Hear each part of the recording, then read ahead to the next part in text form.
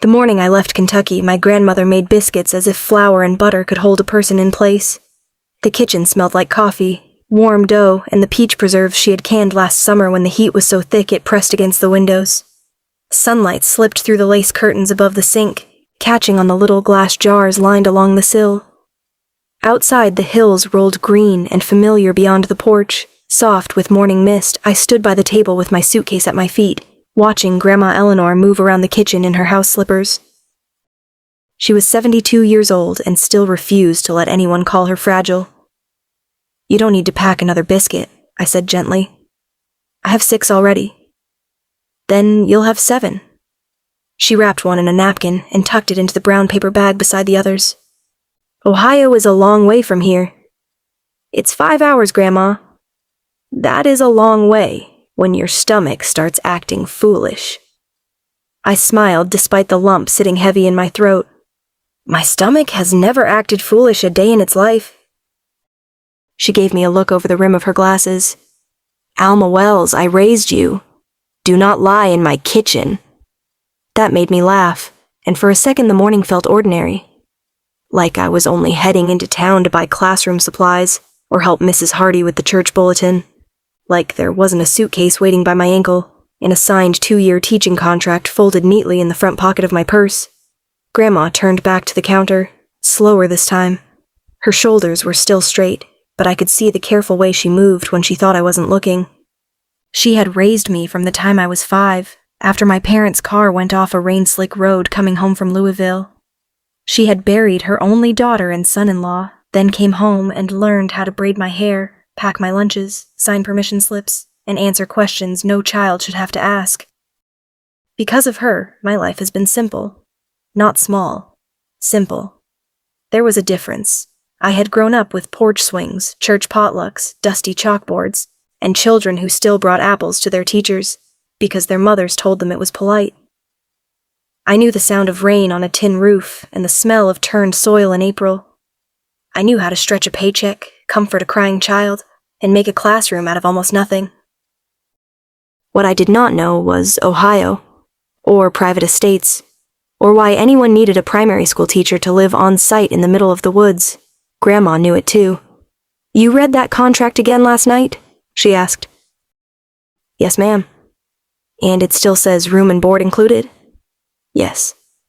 "And meals?" "Yes." "And medical?" "Yes." "And they're paying you that much?" I reached into my purse and pulled out the folded letter, though we both knew she had read it enough times to quote it. "It's a private children's estate. They said the children need consistency. Small classes, individualized lessons, live-in staff. The salary is good because the location is remote."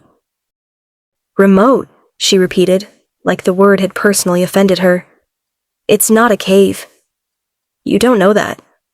"Grandma, I am only saying rich people put strange things in strange places." I laughed again, softer this time, and walked around the table to take her hand. Her fingers were warm, dusted faintly with flour. "It's 2 years. I'll teach, save money, come home, and then I'll stop worrying you gray."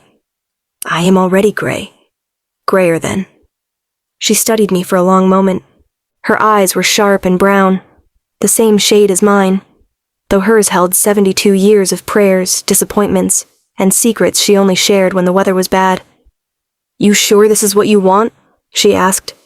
I looked past her, through the window, toward the little yard where I had learned to ride a bicycle, and later cried over my first broken heart beneath the maple tree.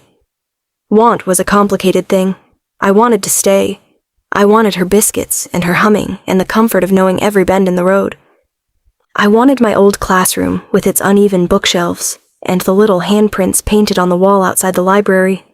But I also wanted a future I could build with my own 2 hands. "I think it's what I need," I said honestly. "The money will help. I can save enough for a house. Maybe a little one near here, with a garden." "And a husband?" Grandma asked, lifting one brow. Warmth crept into my face. "Eventually." "And babies?" "One day." My voice softened around the words. "I'd like that." Grandma squeezed my hand. "Then promise me something. Anything." When those 2 years are finished, you come home. Don't let shiny floors and fancy people make you forget where your roots are." I bent and kissed her cheek. Her skin smelled like rose lotion and biscuit dough. "I promise. 2 years, then I come home." She held on to me a second longer than usual. Then, because she was Grandma Eleanor and sentiment could only be tolerated in careful doses, she released me and pushed the paper bag against my chest. "Take your biscuits." I took them. Outside, my ride was already waiting. Mr. Jenkins from down the road had agreed to drive me to the bus station, and from there I would take a bus north, then another hired car arranged by the estate. It all sounded very official in the emails. Polite, organized, professional. Still, as I hugged my grandmother on the porch, I felt 5 years old again, clinging to the only safe place I had left in the world. "Call me when you get there," she said into my hair. "I will." "And if something feels wrong, I'll leave." "I mean it, Alma." I pulled back and looked at her properly. "I know." Her expression softened. She brushed a curl back from my forehead, the way she had done since I was little. "You have a good heart. Don't let anybody take advantage of it." "I won't. That includes handsome men." I blinked. Where did that come from? Everywhere. Handsome men are everywhere causing trouble. "Noted." Her mouth twitched. "Go on before I change my mind and hide your suitcase." So I went. The road out of town curved past tobacco barns, grazing horses, and fields washed gold under the rising sun. I watched Kentucky unfold through the window until the familiar hills slipped behind us, and I told myself that leaving did not mean losing. It only meant going far enough to return with something new. By the time I reached Ohio, the sky had turned the color of pewter. The hired driver was a quiet man in a black sedan who held a small sign with my name on it at the bus station. He introduced himself as Marcus, loaded my suitcase into the trunk before I could insist on helping, and offered me a bottle of water. "Long ride, Miss Wells?" "Long enough that I may never sit again." That earned a brief smile. As we left the town behind, the roads narrowed, buildings thinned, trees gathered closer on both sides, their branches heavy and dark from afternoon rain. The farther we drove, the more the world seemed to fall away. Cell service flickered, then vanished completely. My phone became a useless black mirror in my lap. I glanced at Marcus. "The estate is really out here, isn't it?" "Yes, ma'am." "Do people get lost often?" "Not if they're meant to find it." I looked at him, waiting for him to laugh. He did not. Well, that was comforting. The car turned onto a private road marked by 2 stone pillars half covered in ivy. There was no sign, only an iron gate that opened before Marcus touched anything. Beyond it, the woods deepened.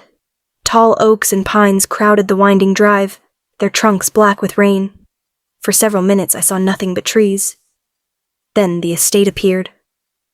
I leaned forward before I could stop myself. It was enormous. Not just a large house, not a mansion in the cheerful magazine cover sense. It rose from the land like it had been there before the road, before the trees, before anyone thought to question it. Gray stone walls, wide windows, steep roofs, and long wings stretching out on either side. Ivy climbed parts of the exterior, and warm light glowed from within, softening the severity of the place. A broad terrace overlooked the front lawn. Beyond that, I caught glimpses of gardens, smaller buildings, and what looked like a schoolhouse tucked near the trees. My nerves stirred with my curiosity. "Children live here?" I asked. Marcus parked near the front steps. "Yes, ma'am." "How many?" He paused just long enough for me to notice. "Quite a few." Before I could ask what quite a few meant, the front doors opened. A man stepped out. He was tall. That was the first thing I noticed, tall in a way that made the stone doorway seem built with him in mind. He wore a dark suit without a tie, his shirt open at the collar, and his black hair was slightly tousled, as if he had been running his hand through it. His face was serious, handsome in a sharp, unsettling way, with a trimmed beard, and eyes so focused they seemed to quiet everything they landed on, including me. I stepped out of the car, smoothing my hands down the front of my yellow cardigan. "Miss Wells," he said. His voice was low, calm, Not unfriendly, but not warm either. Yes, I lifted my chin and offered my hand.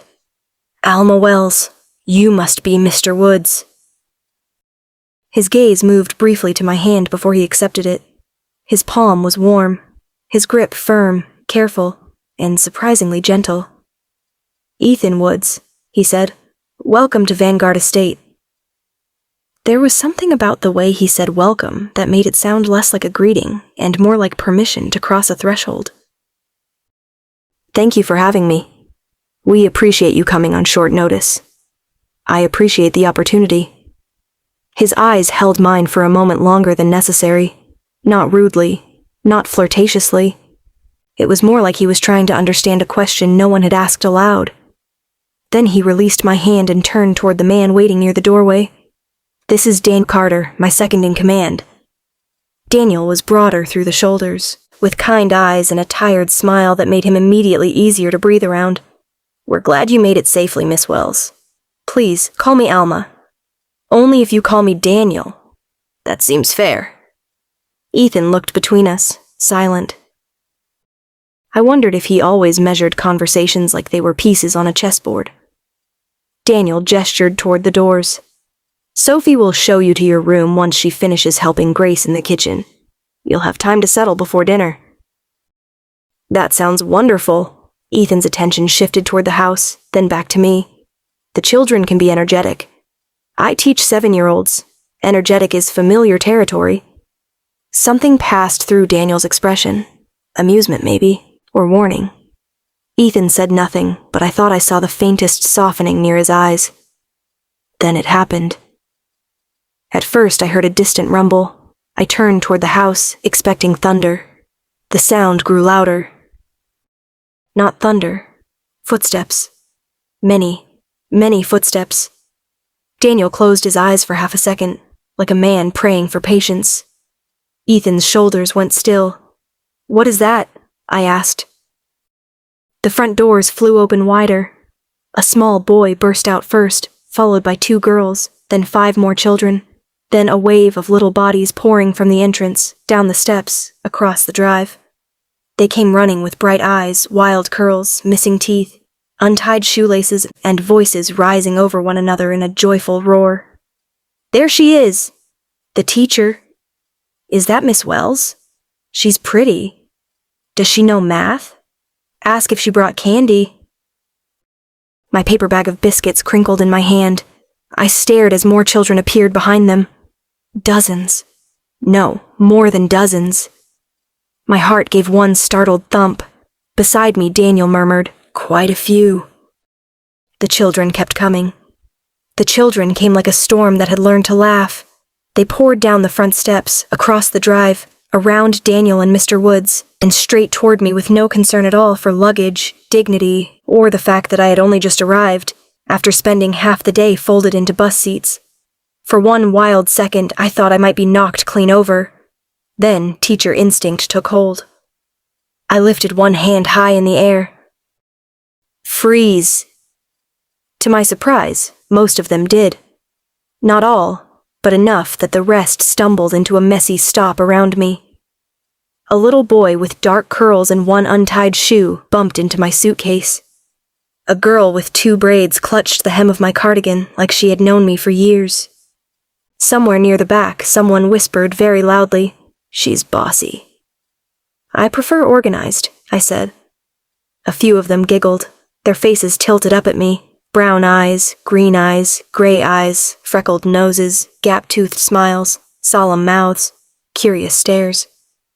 There were little ones barely past toddler age standing beside children old enough to look embarrassed by the chaos. More gathered on the steps behind them, and still more watched from the open doorway. I tried to count, and gave up before I reached 50. "Quite a few," Daniel had said. Quite a few was what a person said about socks in a laundry basket. This was an army. "Are you Miss Wells?" the girl holding my cardigan asked. "I am." "Do you know multiplication?" "Yes." "Do you know about long division?" "With enough coffee, yes." "Did you bring candy?" the boy by my suitcase asked. "No candy." His disappointment was immediate and complete. But I did bring biscuits. Every head snapped toward the brown paper bag in my hand. Daniel made a sound that might have been a laugh. Mr. Woods did not, though his gaze lowered briefly to the bag before returning to me. I cleared my throat.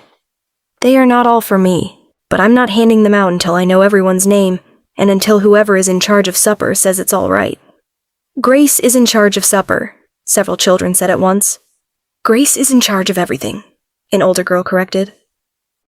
From the doorway, a woman's voice cut through the noise. And don't you forget it. The crowd parted with the ease of long practice. A woman in a flour-dusted apron marched down the steps, carrying a wooden spoon like a royal scepter. She had warm eyes, sturdy arms, and the particular expression of someone who had fed more people than should be possible and had survived every complaint. You must be Alma, she said. Yes, ma'am. Grace Bennett. Kitchen, pantry, manners, and common sense. Welcome to Vanguard. She glanced at the children. And as for all of you, if Miss Wells changes her mind and leaves before dinner, I'm serving boiled cabbage for breakfast. A chorus of horrified gasps rose around us. One little boy clutched his chest. You wouldn't. Try me, Milo. Milo straightened immediately. I liked Grace before she said another word. Mr. Woods finally stepped forward. He did not raise his voice. He did not need to. The children shifted as soon as he moved, their attention drawing to him as naturally as flowers turn toward sunlight. Children, he said. One word, low and calm. The entire drive quieted. Even the smallest child beside me stopped tugging at my cardigan. Mr. Woods looked over the crowd, and though his face remained serious, there was nothing harsh in it. Miss Wells has traveled a long way. You will give her room to breathe. A little girl near the front whispered, but she has biscuits. I heard that, he said.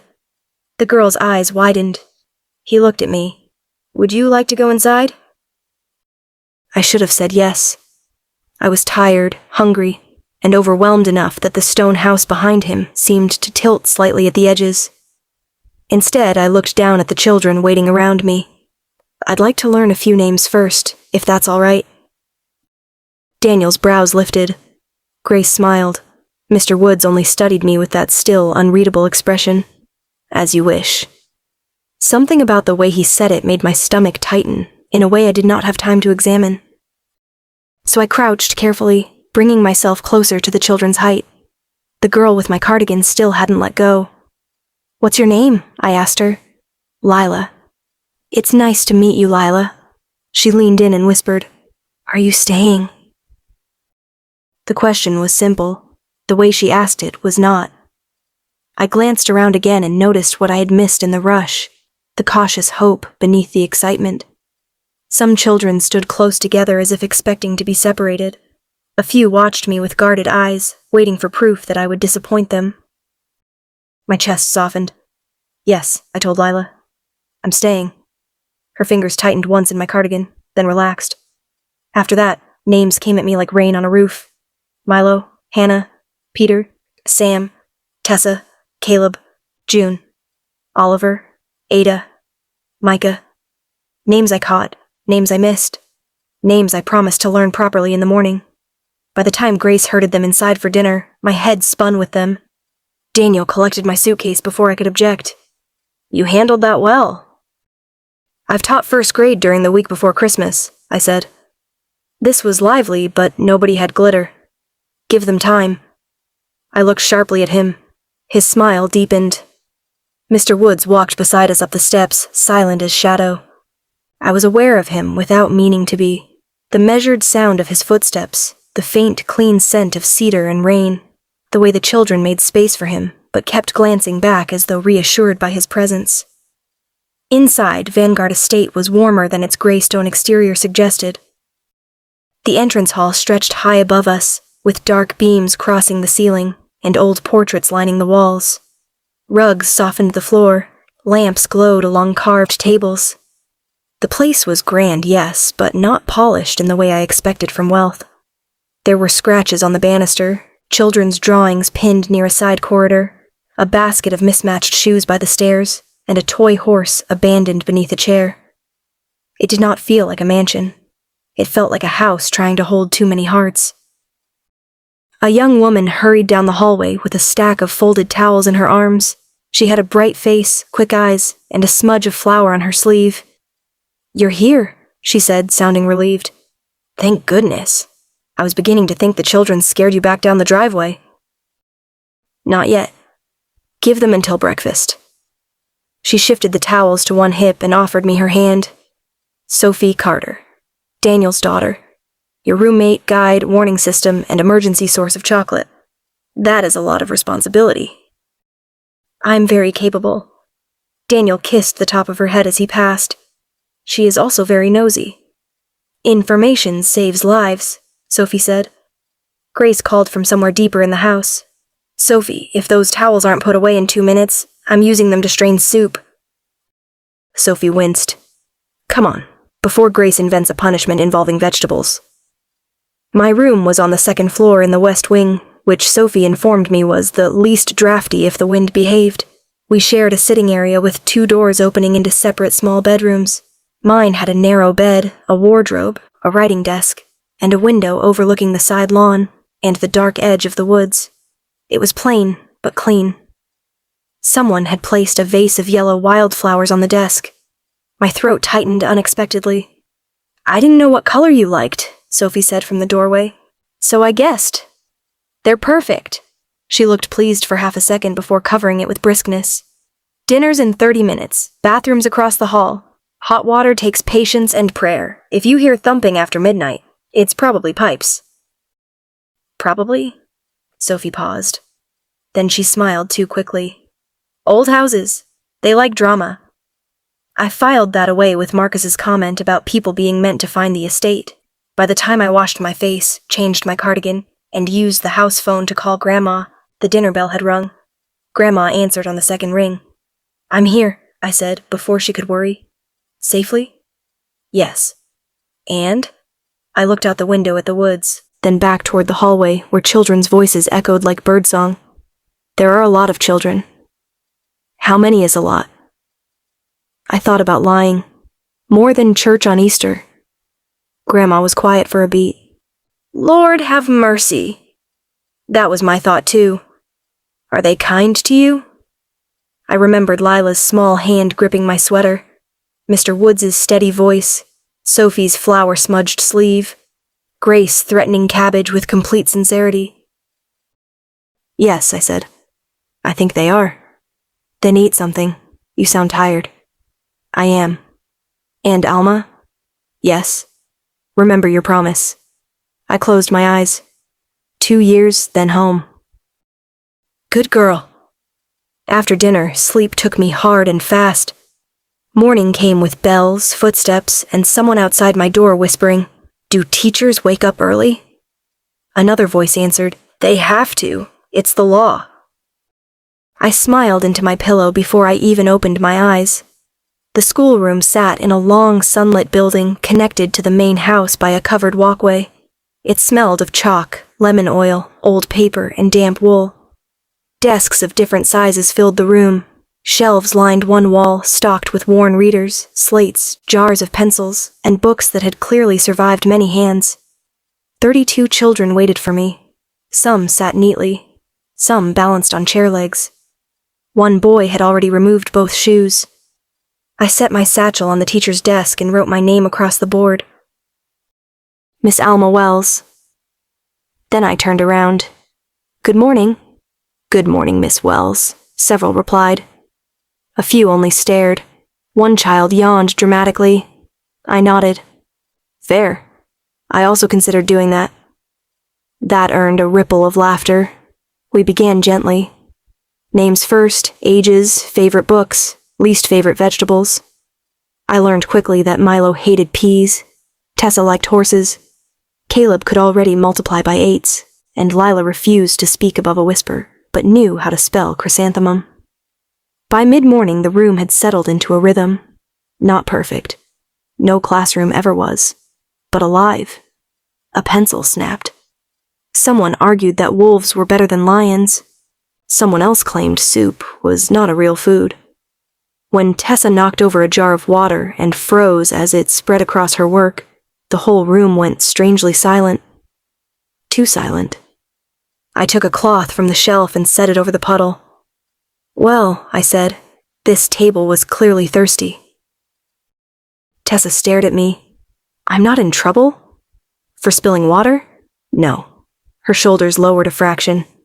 "If you flood the whole schoolroom on purpose, then we'll discuss consequences." Milo raised his hand. "What if it's an accident, but a very big accident?" "Then we get a mop." The tension broke. Children laughed, chairs scraped, and the room breathed again. I was helping Lila form her letters when the doorway went quiet. I looked up.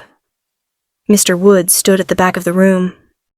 He had not made a sound entering.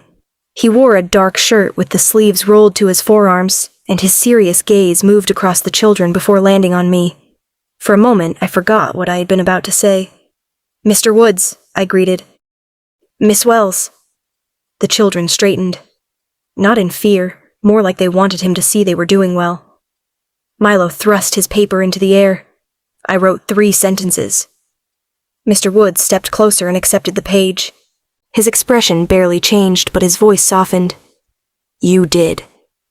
"Miss Wells said mistakes mean your brain is trying." His eyes lifted to mine. "Did she?" I held his gaze. "I did." Something quiet passed between us. Approval, perhaps. Or surprise. It lasted only a second before he looked back at Milo's paper. "She is correct," he said. Milo beamed like he had been given a medal. Mr. Woods returned the page and turned toward the door. "Carry on." He left as silently as he had arrived.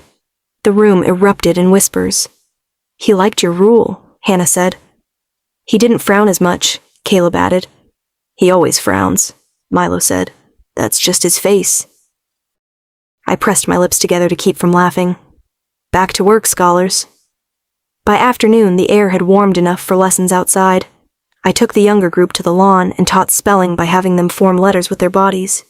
It was ridiculous, ineffective in places, and wildly successful in every way that mattered. 6 children attempted to become the letter S and collapsed laughing. Milo insisted he was a capital T and refused to bend. Lila laughed so hard she forgot to be shy. I laughed with them until my sides hurt. Then, while helping 2 girls untangle themselves from an ambitious letter W, I felt the odd prickle of being watched. I looked toward the terrace. Mr. Woods stood at the stone railing above the lawn. He was still as ever, but his expression had changed.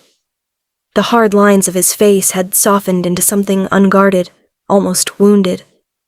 He watched the children first, then me. Our eyes met.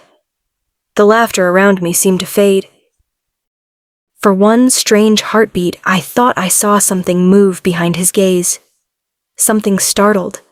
Something awake. Then his hand tightened on the railing, and he turned away before I could name it. By the end of my first week at Vanguard, I knew the estate by sound. The morning bell had a bright, bossy ring that bounced off the stone walls and sent children tumbling from every corner of the house. Breakfast sounded like spoons against bowls, Grace calling for elbows off the table, and at least 3 arguments over who had taken the last piece of toast. The schoolroom had its own music. Chalk scratching, pages turning, chairs scraping, pencils rolling to the floor. And then there was Mr. Woods. He was not a sound so much as the absence of one. I began to notice that conversations shifted when he entered a room. Not stopped, exactly. The children did not go stiff with fear, and the adults did not look away from him the way people did around cruel men, but the house seemed to make space for him. Voices lowered, shoulders straightened. Even the youngest children sensed his presence before they saw him. He appeared at doorways without warning, stood at the edge of the dining hall while everyone ate, walked the corridors at hours when the lamps burned low and the rest of the estate had settled into sleep. I told myself it was none of my business. Then I started noticing other things, too. He rarely finished a meal. At breakfast, Grace would set a full plate in front of him. Eggs, toast, potatoes, sausage if she was in a generous mood. And he would drink coffee black enough to frighten a person, take 2 bites, and leave before she could scold him. Grace scolded him anyway. "You are not too important to chew. she snapped one morning, planting both hands on her hips, while he stood near the end of the long dining table. A hush fell over the children closest to them. Mr. Woods looked down at his plate as if mildly surprised to find food there. "I have a meeting." "You have bones under your skin like everyone else." His mouth tightened, but not quite with annoyance. "Grace, do not grace me. Sit." Daniel, seated across the room, hid a smile behind his cup. To my amazement, Mr. Woods sat. Only for 3 minutes, but still. Grace caught me watching and pointed a spoon in my direction. "You see that, Miss Alma? Men require supervision at every age." "I'm beginning to suspect that, yes." A few of the older girls giggled. Mr. Woods lifted his gaze to mine. For one breath, there was a flicker of something in his eyes. Not amusement exactly, but close enough that my own smile warmed before I could stop it. Then he looked away and took another bite of toast like it was an obligation written into law. I should not have found that charming. I absolutely did not find it charming. At least that was what I told myself while helping Lila sound out words later that morning. The children had begun to trust me in small, careful ways. Lila spoke above a whisper when she forgot to be nervous. Milo stopped hiding his mistakes beneath his sleeve. Tessa no longer looked prepared for punishment every time she spilled something, which happened often enough that I had privately assigned her the title of Classroom Raincloud. Still, there were moments when the room went quiet for reasons that had nothing to do with lessons. A slammed door somewhere in the main house, a raised voice in the hallway, thunder rolling too close overhead. Every time the children froze before remembering where they were. I learned not to make a fuss over it. Instead, I kept my voice steady and my hands busy. "Take out your readers." "Who remembers our spelling rule?" "Everyone breathe in." "Good. Now out." Slowly, they came back to themselves. On Friday afternoon, rain kept us indoors, so I let the children draw after arithmetic. The room filled with the smell of wet wool, pencil shavings, and the particular concentration of children given paper and freedom. I walked between the desks, admiring houses with crooked chimneys, horses with 6 legs, flowers taller than people, and one purple cow labeled Daniel in Milo's uneven handwriting. "That is not Mr. Carter," I said, trying not to laugh. "It's his spirit animal." I am going to pretend I did not hear that. Near the window, Caleb had drawn Mr. Woods. I knew it before I asked. The figure stood taller than everyone else on the page, colored in dark pencil, with a heavy line for a mouth and 2 severe slashes for eyebrows. Around him were smaller figures, children, all holding hands. "That's very detailed," I said. Caleb glanced down at the page. He was 9, serious for his age, with careful hands and eyes that watched doors too often. "He doesn't really smile." "No," I said gently. "I suppose not often." "He did once when June made him a crown out of napkins." Across the room, June perked up. "He wore it." "For 11 seconds, Milo added. "I counted." "He saved me," Caleb said. The words landed softly, but the children nearby heard. Several heads lifted. I pulled a chair beside him instead of standing over him. "Did he?" Caleb nodded, still shading the coat of the drawn figure. "From the bad place." No one laughed. No one interrupted. I let the silence sit for a moment. "The bad place?" I asked. Caleb's pencil slowed. "Where people yelled all the time." June slid from her chair and came closer, clutching her drawing to her chest. "He came for me when our house burned." "And me when my uncle left," said Peter from the back. "Tessa too," Lila whispered. Tessa stared hard at her paper. "I don't remember." Milo frowned. "You remember some." I said I don't. The sharpness in her voice quieted him. I reached for a box of crayons and set it between them, giving Tessa something else to look at. No one has to remember anything they don't want to. She did not answer, but her shoulders lowered a little. Caleb kept drawing. "Mr. Woods finds people." The way he said it made a chill travel down my arms. "People who need help?" I asked. He nodded. June leaned her elbows on the desk. "He looks scary, but he's only scary to bad people." "He fought 3 men once," Milo said, eyes bright. 5, Peter corrected. Daniel said not to exaggerate. Daniel wasn't there. He was too. The argument might become lively if Caleb had not spoken again. He was bleeding when he carried me. The room went still. I looked at the boy's bowed head, at his careful pencil strokes, at the tall figure he had drawn, as if height alone could shelter everyone beneath it. Children made myths out of adults. I knew that. A kind teacher could become a fairy godmother. A strict principal could become a dragon. A man who rescued children would naturally grow larger in their stories. But the quiet in that schoolroom did not feel like imagination. It felt like memory. "What happened after he carried you?" I asked. Caleb glanced up then, and for the first time since I had met him, he looked his age. "He brought me here." No one said anything for a moment. Rain tapped the windows. Somewhere in the hall, a floorboard creaked. I looked again at the drawing. Mr. Woods standing stiff and unsmiling in the center of a circle of children who clearly believed he could keep the world from touching them.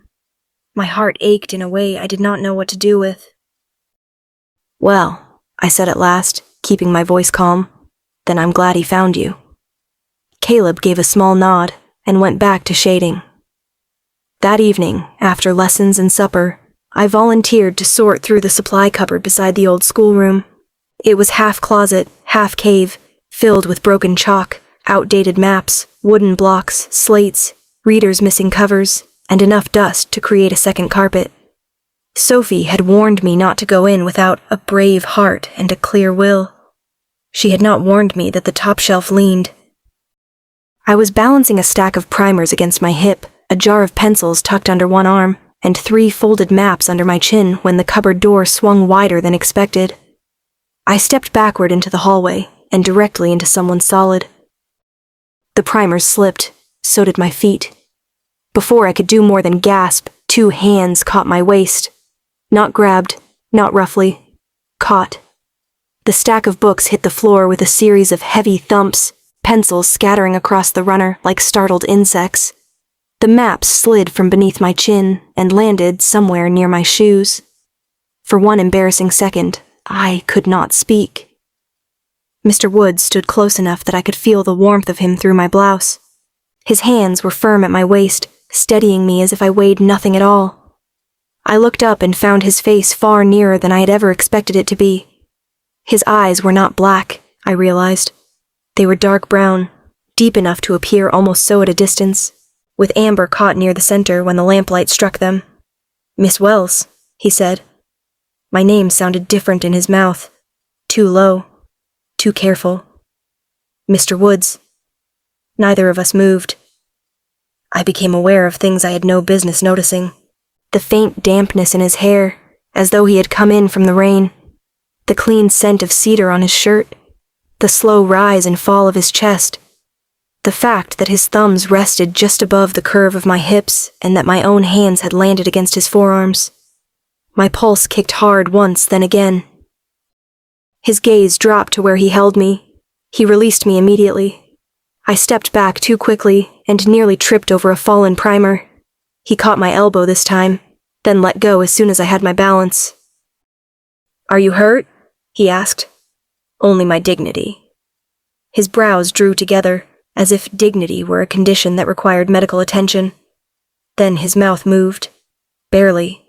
But it moved. "If it helps," he said, "the books appear worse off." I stared at him. Had he made a joke? A small laugh escaped me before I could stop it. "I'll send flowers to the family." This time I was certain. The corner of his mouth lifted. Not much. Not enough for anyone else to call it a smile. But I saw it. Then it was gone. He bent and began gathering the scattered books. I crouched as well, grateful for something to do with my hands. "You shouldn't carry so much at once," he said. "I'm a teacher.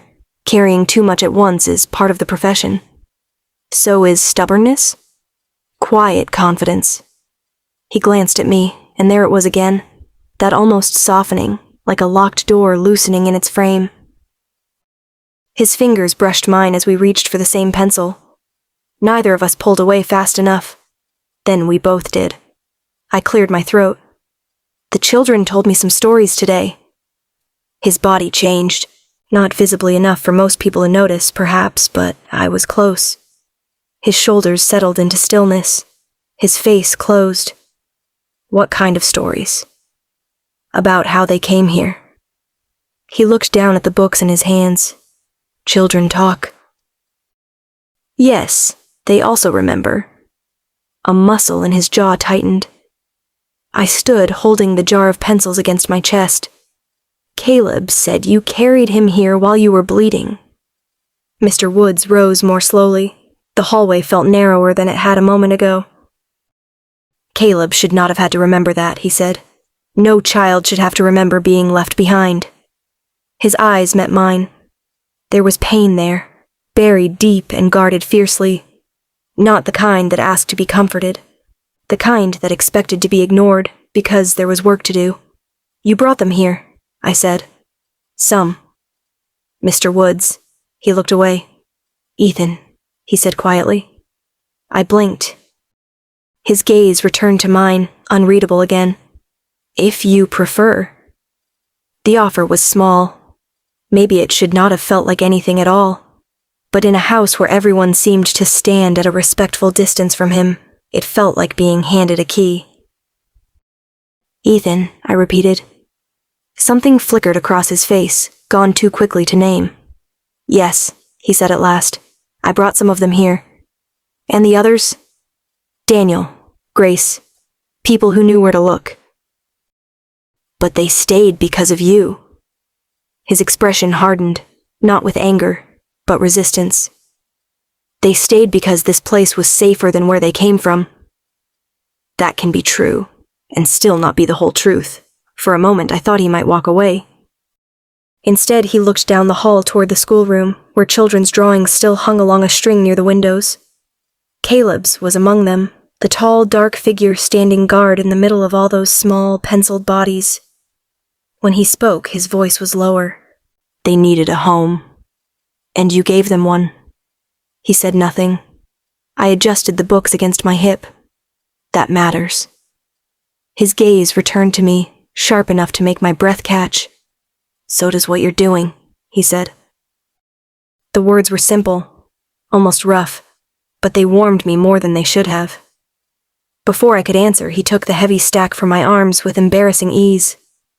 I can carry those, I said. I know. Then why are you carrying them? Because I can. I gave him a look. He did not smile this time, but his eyes came close. We walked together to the schoolroom, side by side, the hallway dim around us. Our footsteps were the only sounds for several seconds. At the door, he placed the books on my desk and turned to leave. You know, I said, Grace is right. He paused. About what? You should eat more. His expression went blank. And sleep, I added, because apparently I had no sense of self-preservation. You look like a man who argues with both. Do all teachers offer unsolicited instruction to their employers?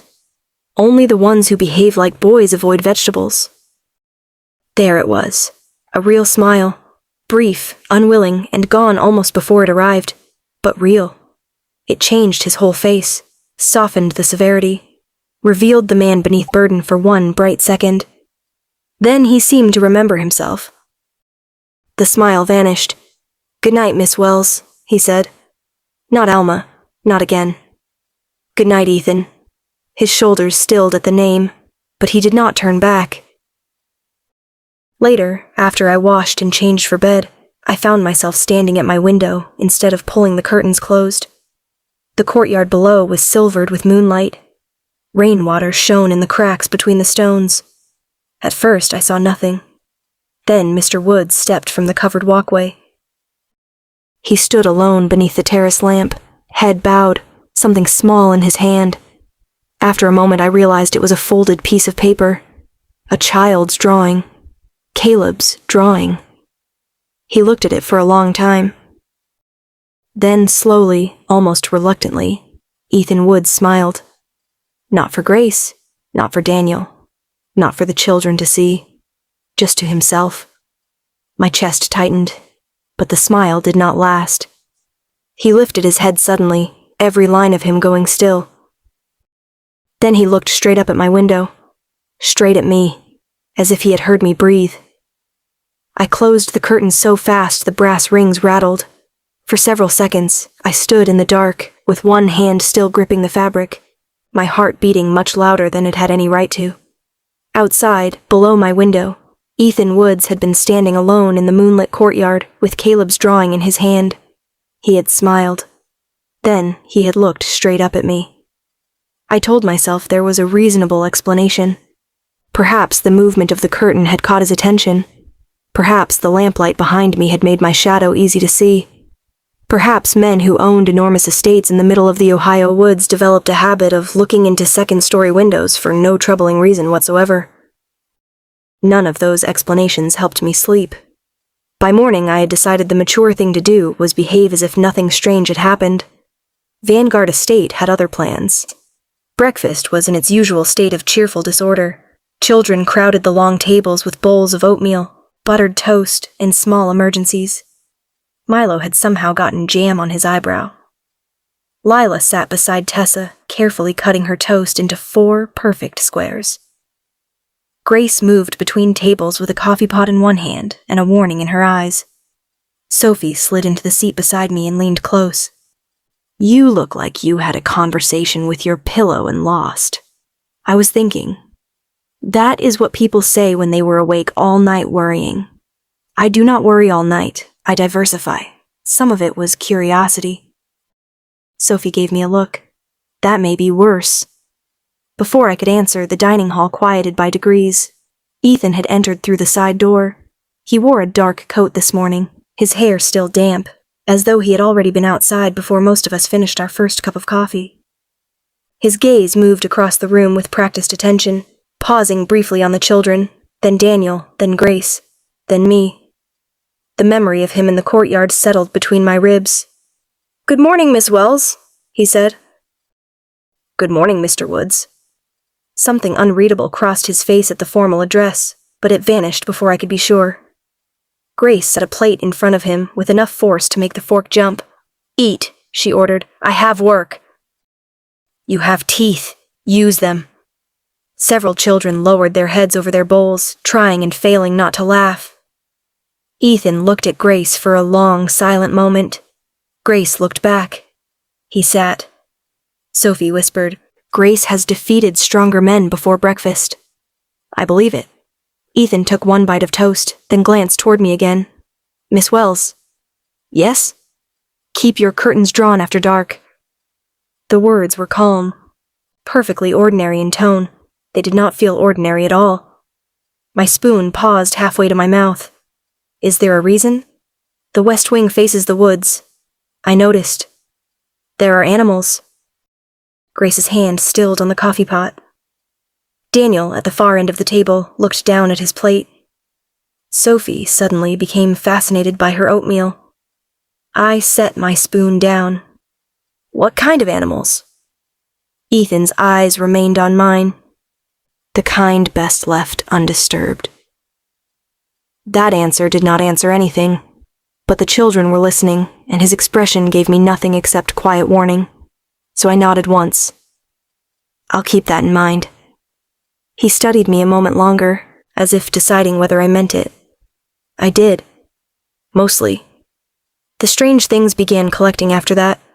One oddity could be dismissed. 2 could be coincidence. By the end of the week, I had gathered enough unanswered questions to fill a composition book. The first was the east corridor door. It sat beyond the library, broad and oak, with an iron handle and no visible keyhole. I only found it because I was searching for extra paper and took a wrong turn after supper. The hallway was dim, paneled in dark wood, and cold enough that I rubbed my arms through my cardigan. When I tried the handle, it did not move. Locked. Without a lock. I was still frowning at it when Daniel appeared behind me. "Lost?" he asked. "Possibly. Or your house has decided to keep secrets from me." His smile was pleasant, but his eyes sharpened. "This wing isn't used much." I was looking for paper. "Storage is the other direction." "Of course it is." He stepped past me and touched the door lightly, not even enough to turn the handle. Somewhere inside the frame, There was a soft click. My brows rose. Daniel opened the door a few inches, reached inside, and pulled out a stack of writing paper. "There," he said. "Mystery solved." "Daniel." "Yes?" "Doors don't usually unlock when people touch them like that. At Vanguard, many things have unusual habits." That is a sentence designed to make me ask 12 more questions. I was hoping for 8. I accepted the paper, narrowing my eyes at him. "You are all very committed to being unhelpful." "Only when necessary." He closed the door behind him.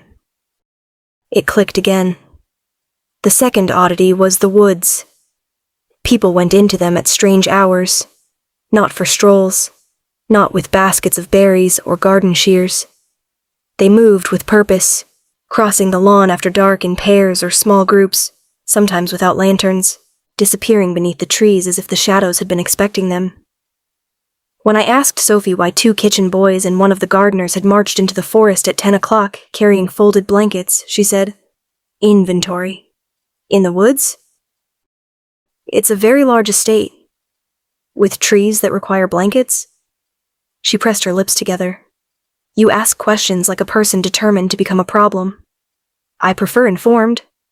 "You prefer trouble with a notebook." She was not wrong, but I refused to admit that out loud. The third oddity came from the children. We were studying moon phases on Thursday afternoon, which should have been a simple lesson involving chalk diagrams, vocabulary words, and Milo, insisting that the moon looked like a bitten biscuit. I had drawn a full circle on the board when June raised her hand. "Miss Wells?" "Yes." "Will we still have lessons the day after?" "The day after what?" She hesitated. Milo leaned forward. "The full moon." Several children turned toward him at once. Caleb kicked his chair. Milo scowled. "What?" she asked. I looked from face to face. "Yes, we will still have lessons after the full moon, unless the moon has completed your arithmetic for you, which seems unlikely." A few children laughed, but not enough. Lila's small hand rose slowly. "Yes, sweetheart?" Her voice was soft. "Does the full moon hurt humans?" The classroom went still. I kept my expression gentle. "No, not unless humans are walking around in the dark staring at it instead of watching where they put their feet." That earned a nervous giggle from Tessa, but Caleb looked down at his desk. Milo bit his lip. June folded both hands in her lap like she had said something wrong. I turned back to the board and continued the lesson, but my curiosity had sharpened into something heavier. That evening I found Sophie in our sitting room, mending the sleeve of a little blue dress. "The children asked me if the full moon hurts humans," I said. The needle slipped. "Ow!" Sophie stuck her finger in her mouth. I sat across from her. "That is not a normal question." "Children say strange things." "They asked if it hurts humans specifically." Sophie avoided my eyes. "They've had unusual lives." "I know that." "Then maybe let this be one of those things they explain when they're ready." "That sounds kind," I said slowly, and also like an evasion. She sighed and lowered the dress. For once, the humor left her face. "Alma, this place is safe, for you, for the children. I need you to know that. I believe you." "Good." "But safe places can still hide things." Sophie looked toward the window, where evening had pressed blue shadows against the glass. "Sometimes they have to." Before I could ask what that meant, a howl rose from somewhere beyond the trees. Long, low, too deep to belong to any dog I had ever known. Every hair on my arms lifted. Sophie stood so fast her chair scraped backward. "What was that?" I asked. "Nothing." "That was not nothing." She moved to the window and pulled the curtains closed. "Stay inside tonight." "You sound like Ethan." "Then for once, listen to both of us." She tried to smile, but worry had already given her away. Later, when the house settled into its nighttime hush, I could not sleep. The moon was nearly full, bright enough to draw silver lines through the edges of the curtains. Sophie's room was empty. She had gone downstairs after saying she needed to help Daniel with something. though she had not said what. I sat at my desk for almost an hour, grading spelling sheets and pretending I was not listening to every sound in the walls. Then I heard the back door open. A moment later, from the narrow gap beside my curtain, I saw a figure cross the rear courtyard. Small. Too small to be Daniel. The shape moved quickly toward the gardens, then beyond them, toward the black edge of the trees. My stomach dropped. A child. I was on my feet before sense could catch up with me. I pulled on my shoes, grabbed my cardigan, and slipped into the hallway. The house was dim and quiet, all sleeping children in old wood breathing in the dark.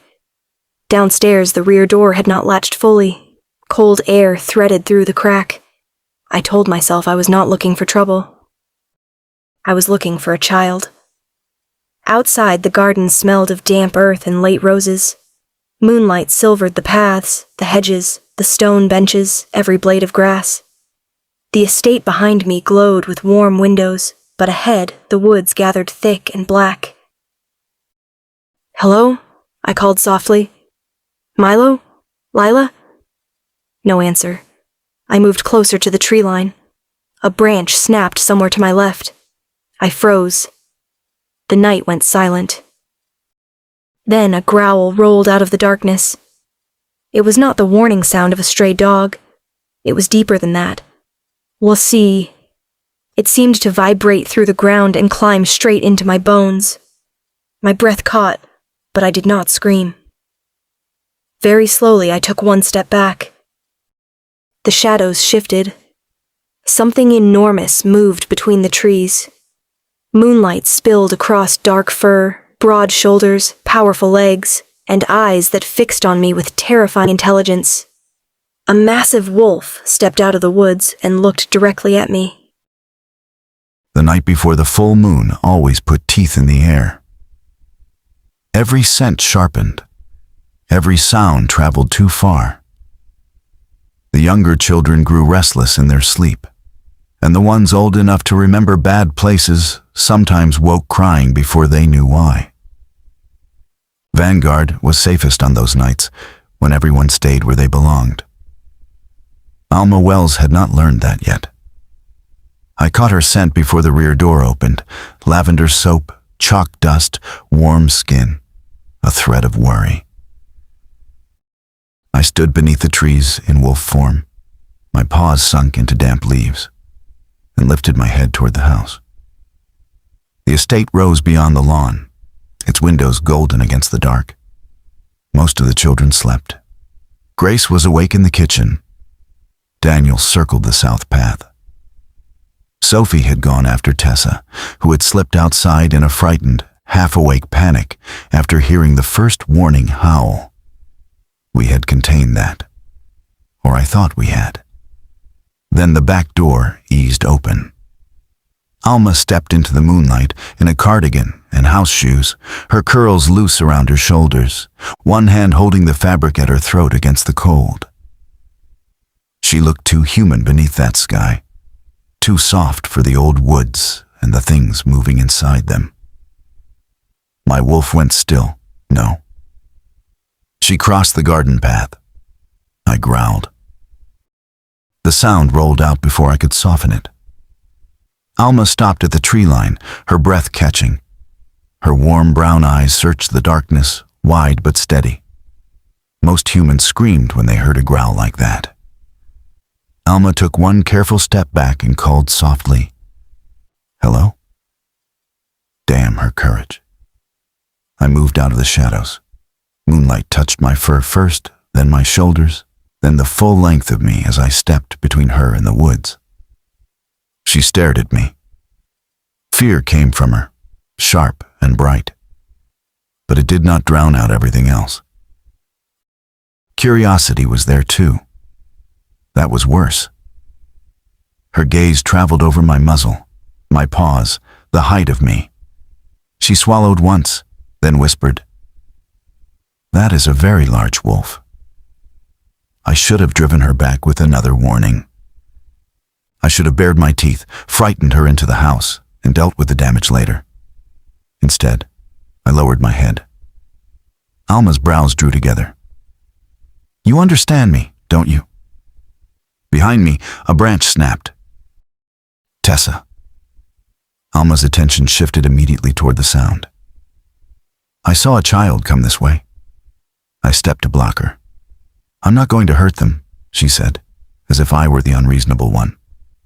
If a child is out here, they need help. My chest tightened. That was Alma, standing in front of a creature that should have sent her running, and still thinking first of the child she had followed. Another rustle came from the brush. A small, sandy wolf shape darted between the trunks, then vanished again with a broken whimper.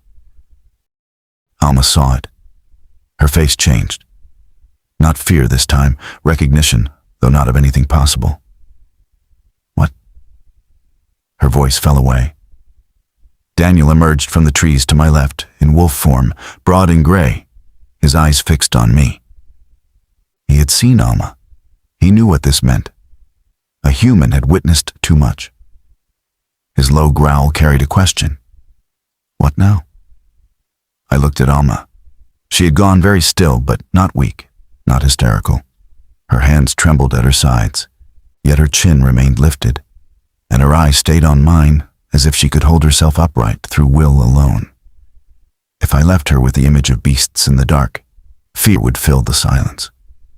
Fear became stories. Stories became danger. I turned toward the old hollow oak where we kept emergency blankets for patrol nights. Daniel growled again. I ignored him. Alma watched as I took the folded wool between my teeth and dragged it into the deeper shadow near the tree.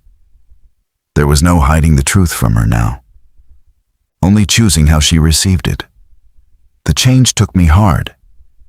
It always did when the moon was close. Bone and muscles shifted beneath my skin. Fur drew back, paws lengthened into hands against the wet earth. The world narrowed to pain, breath, and the old animal reluctance to surrender its shape. Alma made a small sound. Not a scream, a breath. When it was done, I pulled the blanket around my hips and stepped back into the moonlight as a man. Her eyes locked onto my face. Mr. Woods? The way she said my name made something in me ache. You should not have come outside, I said. For several seconds, she only stared. Then she looked past me, toward Daniel's wolf, toward the trees where Tessa had vanished, and whispered so quietly only wolf hearing would have caught it. Grandma, you were right. Daniel's head snapped toward her. Mine did too. Alma pressed a hand against her chest. I'm not fainting, she said, though no one had suggested it. No, I said carefully. You are not. I might sit down later, for dignity's sake, but not yet. Her eyes returned to mine. Was that you? Yes. You were the wolf. Yes. And Daniel? Daniel huffed once through his nose, which was as close to irritation as a wolf could manage. Alma glanced at him. I'm assuming that means yes. Despite everything, the corner of my mouth nearly moved. Then Sophie came through the trees, with Tessa wrapped in a coat against her side. Tessa's cheeks were wet, her bare feet muddy beneath the hem, and her small hands clutched Sophie's sleeve as if she expected the world to crack open beneath her. Alma forgot me instantly. Tessa. She took one step forward, then stopped herself, careful not to crowd the child. Sweetheart, are you hurt? Tessa shook her head hard. I didn't mean to. I know. I heard the howl and I thought... Her little face crumpled. I thought they came back. Sophie's expression tightened. Alma's voice softened into the same tone she used in the schoolroom when a child's fear was bigger than their words. You're here. You're safe. No one is angry with you. Tessa looked at me, uncertain. I forced my voice to remain gentle. No one is angry. Only then did Tessa loosen her grip on Sophie. Alma's hands curled at her sides as if she wanted to comfort the child, but did not know whether she had permission anymore. That restraint did more damage to me than panic would have. More wolves gathered at the edge of the trees. Too many curious eyes. Too much tension. Alma noticed them one by one. The dark shapes, the intelligent stares, the impossible truth multiplying in the moonlight. One of the younger patrolmen shifted behind a trunk and came forward half-dressed, a blanket thrown over his shoulders. "Alpha," he said, voice tight. She saw. Alma's gaze flicked toward me. Alpha. The word had reached her. Daniel shifted next, efficient and silent, wrapping a blanket around himself before stepping into view. His expression held concern, not accusation, but I knew what he was thinking. A human knew our secret. There were rules for that. "Inside," I said. The command carried enough alpha weight that every wolf nearby lowered their head. Alma did not. She looked at me with that same steady, searching sang-froid. "Am I being ordered or invited?" Daniel went very still. Sophie closed her eyes, as if praying for patience.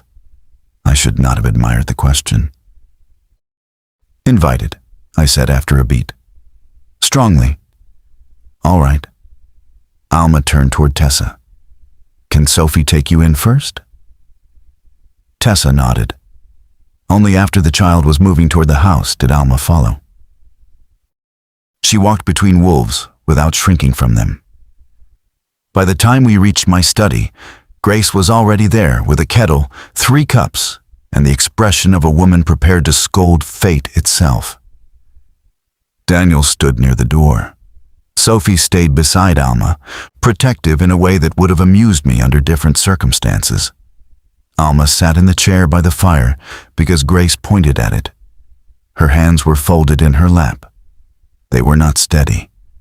She noticed me noticing and tucked them under the edge of her cardigan. Grace handed her tea. "Drink." "Thank you. You're handling this better than most." Alma looked into the cup. I was raised by a Kentucky grandmother. She believed in God, cast iron, and things living in the woods that polite people didn't discuss after dark. Daniel blinked. "Your grandmother knew about wolves?" I thought she was telling stories to keep me from wandering. Alma's mouth curved, but her eyes remained serious. "Apparently, I owe her an apology." I stood near the mantel, keeping distance between us, because my skin still remembered the change, and my wolf still watched her too closely. "You understand what you saw cannot leave this estate," I said. Alma looked up. "I understand it's dangerous." "For us?" "And for the children," she added. That answer silenced the room. Not for herself, not for the impossibility of wolves becoming men. She had gone straight to the most vulnerable lives under this roof. Daniel's shoulders eased a fraction. Sophie's eyes shone. I hated the relief that moved through me. Alma drew a slow breath. "Are all of you werewolves?" Grace snorted softly. "There's the word." "Yes," I said. "The children too?" "Yes." Her fingers tightened around the cup. "Does the full moon hurt them?" I had expected terror, accusation, revulsion. Not that. "Sometimes," I said, "especially the first years, especially if they are frightened." Her gaze shifted toward the window, beyond which the woods waded in silver and black. That's why they asked me whether it hurts humans. Yes. She absorbed that quietly. The fire snapped in the hearth. Somewhere upstairs, a child's footsteps crossed the floor and faded. Then Alma looked at me again. "Were you ever going to tell me?" "No." The answer came too quickly to dress in politeness. Hurt passed through her face, small but unmistakable. I felt it like a blade. "I see," she said. Daniel cleared his throat. "Alma, it wasn't personal. It feels a little personal when everyone in a house knows something except you." Sophie winced. "That's fair." I pushed away from the mantel. "You were human. You were outside our world. Keeping you ignorant kept you safe." And now? Now she had seen me become the monster. Now she knew the children she loved had claws and fur beneath their skin. Now the honorable thing would be to send her home before the bond between her and Vanguard grew any deeper. Before mine did.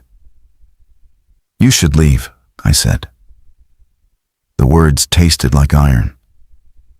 Sophie inhaled sharply. Grace muttered something under her breath that sounded unkind. Daniel watched me but said nothing. Alma did not stand. She did not plead. She simply looked at me. "Is that what you want?" No one moved. The firelight warmed her face, caught in the brown of her eyes, traced the stubborn line of her mouth. She should have been afraid of me. It would have made this easier. It would have given me the strength to open the door, put money in her hand, and send her back to Kentucky, where her grandmother's stories could become stories again. "No," I said at last. The room seemed to breathe. Alma set her cup down carefully. "Then don't hide behind what should happen." My wolf stirred hard enough that I had to tighten my hands into fists. Quiet confidence, Daniel had called her once. He had been wrong. There was nothing quiet about the way Alma Wells stood inside a room full of predators and held her ground with nothing but kindness, sense, and a spine made of steel. "You may stay tonight," I said. "Tomorrow we speak properly. Until then, you do not go outside after dark. You ask your questions of me, Daniel, Sophie, Grace, or Dr. Brooks. Not the children. Not yet. And you tell no one beyond these walls what you have learned." Alma listened to every rule without looking away. When I finished, she rose from the chair. Sophie touched her arm. "Alma, I'm all right." She stepped closer to me. Not much. Enough. Every instinct I possessed focused on that single step. "I won't hurt your children," she said. "I know. I won't betray Sophie. I know. And I am not afraid of you." That should have comforted me. Instead, it ruined what remained of my control. Because Alma looked at the truth of me, the wolf, the alpha, the danger, and did not step back. My wolf surged toward her warmth. And for the first time in years, I understood that fear would have been far easier to resist. I did not sleep much after learning werewolves were real. To be fair, there were several reasons for that. First, Ethan Woods had turned from a massive wolf into a man beneath the moonlight, which seemed like the sort of thing a person needed time to process. Second, Sophie had sat on the edge of my bed until nearly dawn, watching me with a worried expression and offering tea every time I stared too long at the wall. Third, my grandmother had apparently been right about more things than I had given her credit for. By morning, my mind felt stuffed full of cotton and lightning. Sophie leaned against the doorframe while I tied my curls back, her arms folded over her robe. "You're taking this better than I expected." "I haven't decided how I'm taking it yet." "That's fair. I may have a delayed reaction during geography. Please aim away from the maps if you do." I glanced at her in the mirror. "Were you ever going to tell me?" The humor left her face.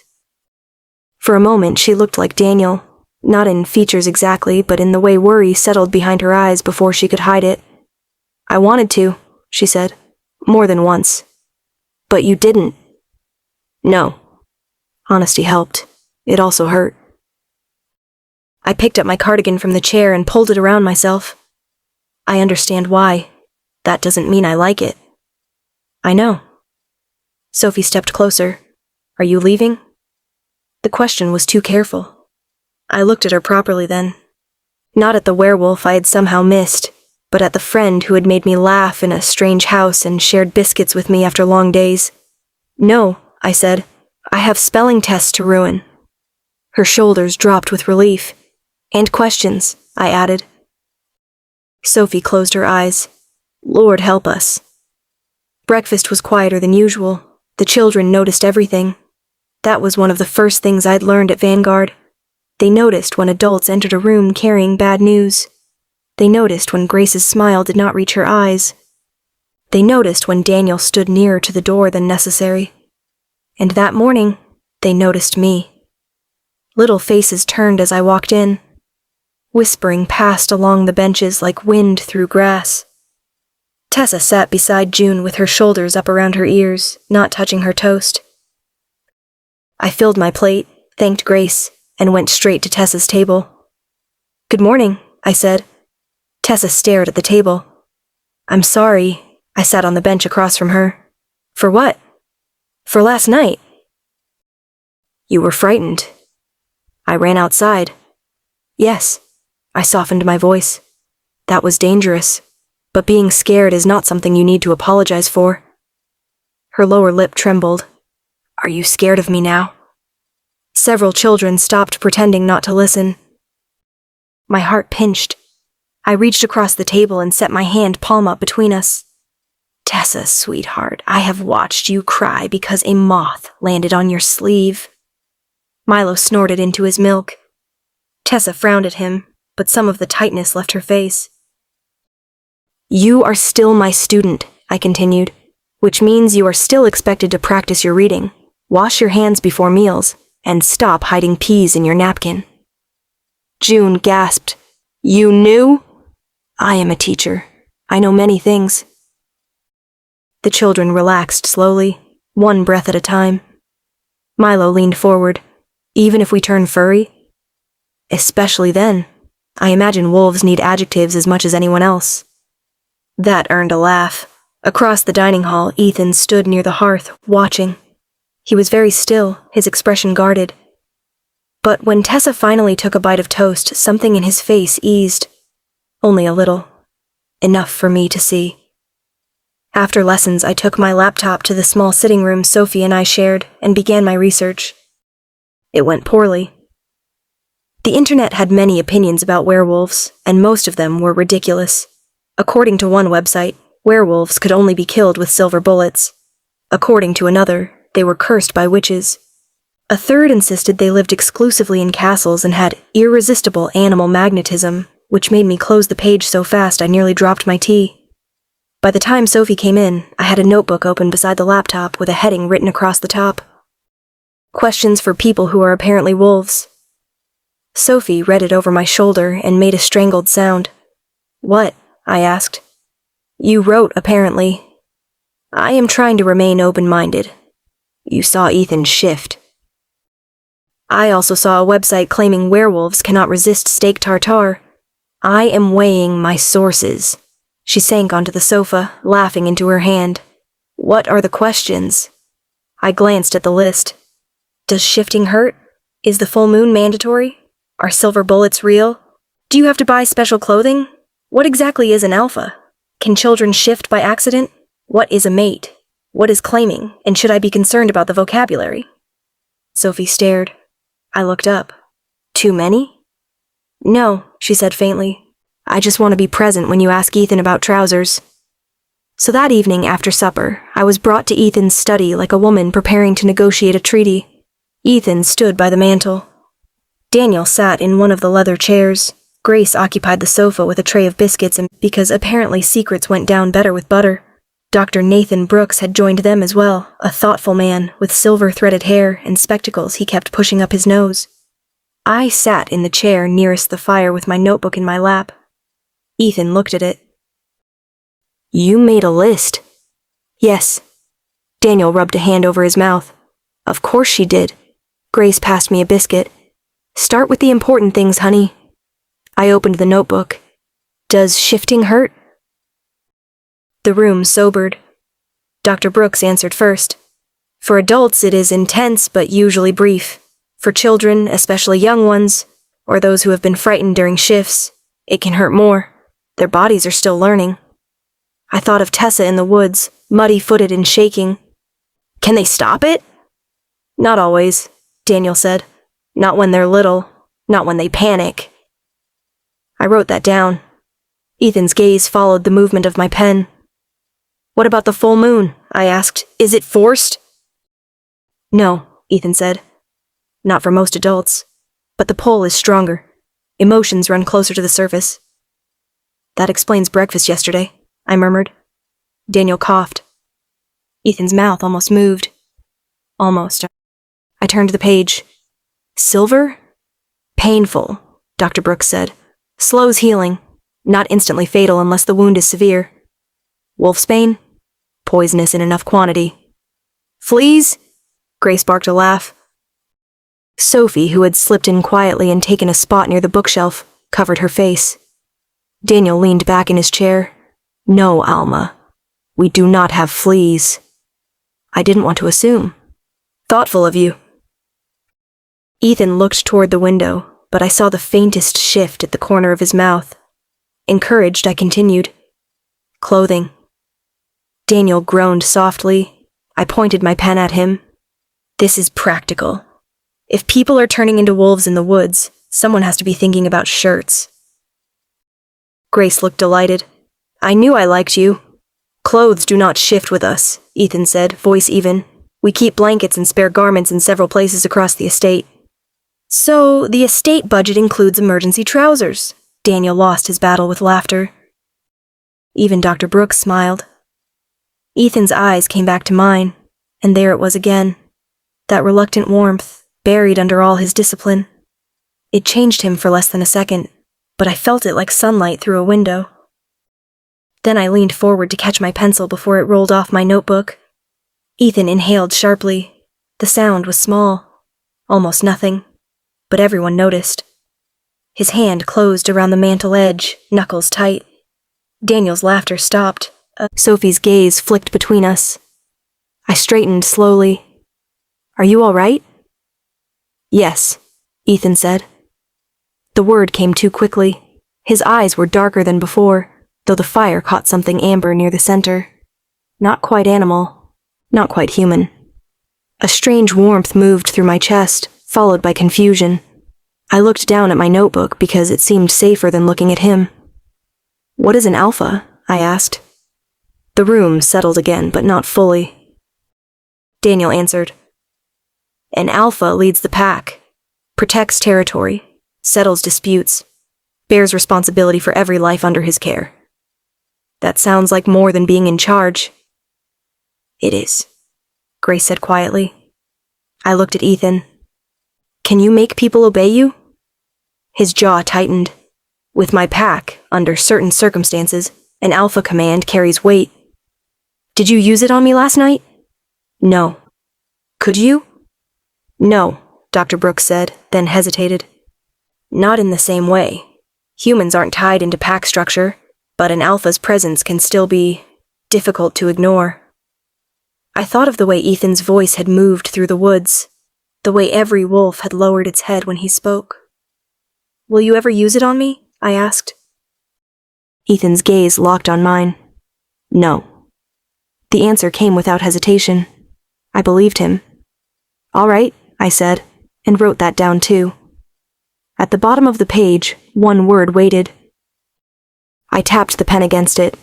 What is a mate? The room changed. Not loudly. No one gasped or jumped, but the air shifted all the same.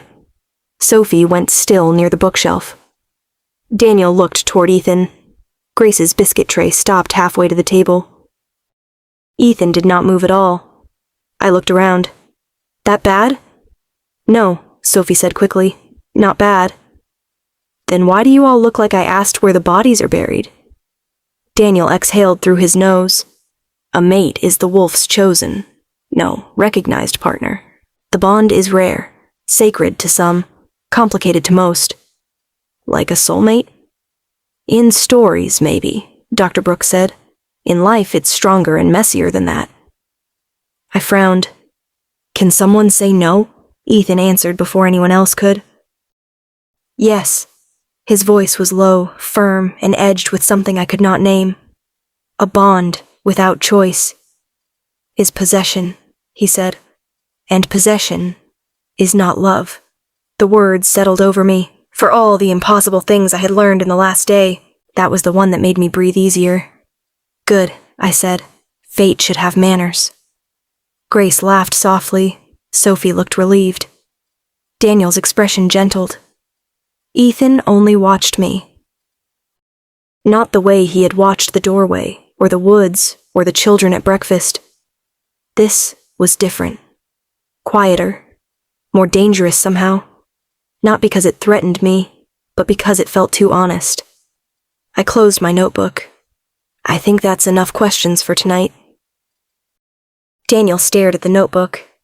You have 3 more pages. I'm pacing myself. Grace stood. Miracles happen. As everyone began to move, Ethan came around the desk and picked up my forgotten pencil from the rug. He held it out to me. Our fingers brushed, only briefly. A small, accidental touch. Still, his entire body went rigid. I looked up. For one breath, he seemed to be fighting something I could not see. His eyes fixed on my face, then dropped to my hand, then moved away as if the sight had burned him. Ethan? He stepped back. Good night, Miss Wells. The formality felt like a door closing. I accepted it with a nod, though something in my chest tightened. Good night. Upstairs, halfway to my room, I realized I had left my notebook in the study. Sophie had already gone ahead, so I turned back alone, moving quietly through the dim corridor. The study door was not fully closed. Firelight cut a thin gold line across the floor.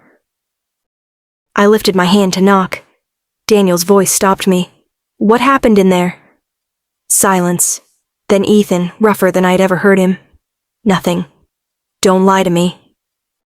Another pause. My hand hovered inches from the wood. Daniel spoke again, quieter now. Your wolf reacted to her. The hallway seemed to narrow around me. Ethan said nothing for so long, I nearly convinced myself I should leave. Then Daniel asked, What did it say? The answer came so low I almost missed it. One word. Mate. Mate. The word did not sound like mine. It fell into the quiet study and stayed there, heavy as a blade laid between Daniel and me. The fire had burned low, throwing dull orange light over the shelves, the desk, the empty chair where Alma had sat with her notebook in her lap, and impossible questions on her tongue. Daniel did not speak at once. That was how I knew he understood. Outside the study door, the house creaked and settled. Somewhere above us, a child turned in sleep. Farther away, wind moved through the trees with a soft, restless hiss. Daniel's eyes remained fixed on me.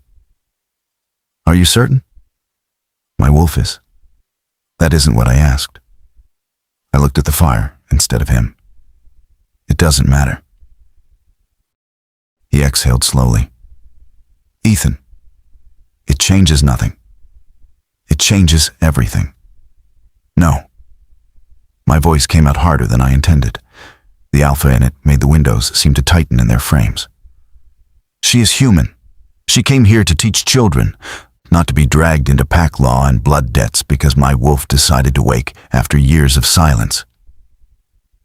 Daniel's jaw shifted. No one said anything about dragging her anywhere. You think the bond asks politely? I think you do. That struck too close. My hands curled at my sides, and the healing cut across my ribs pulled with a dull, familiar burn. It had been 3 days since the patrol skirmish near the western boundary.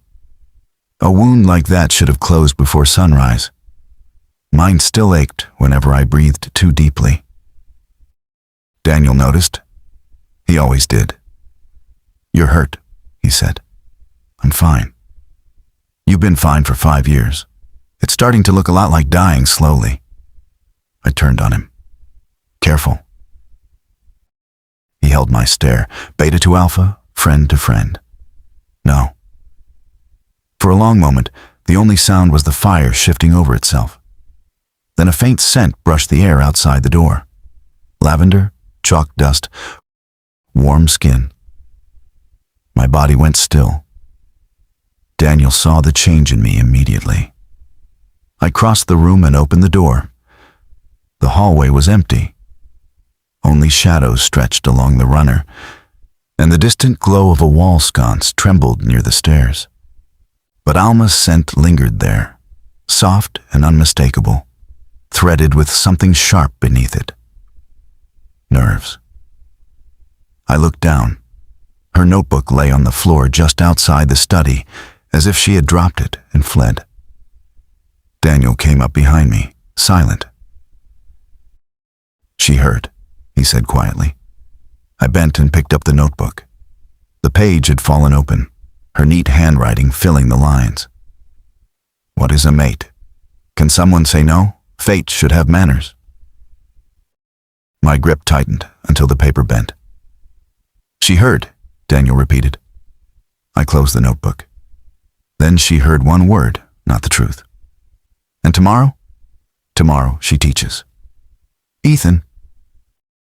"She teaches," I said, and walked past him before he could argue. I did not sleep. The room that had held my silence for years became too small before midnight.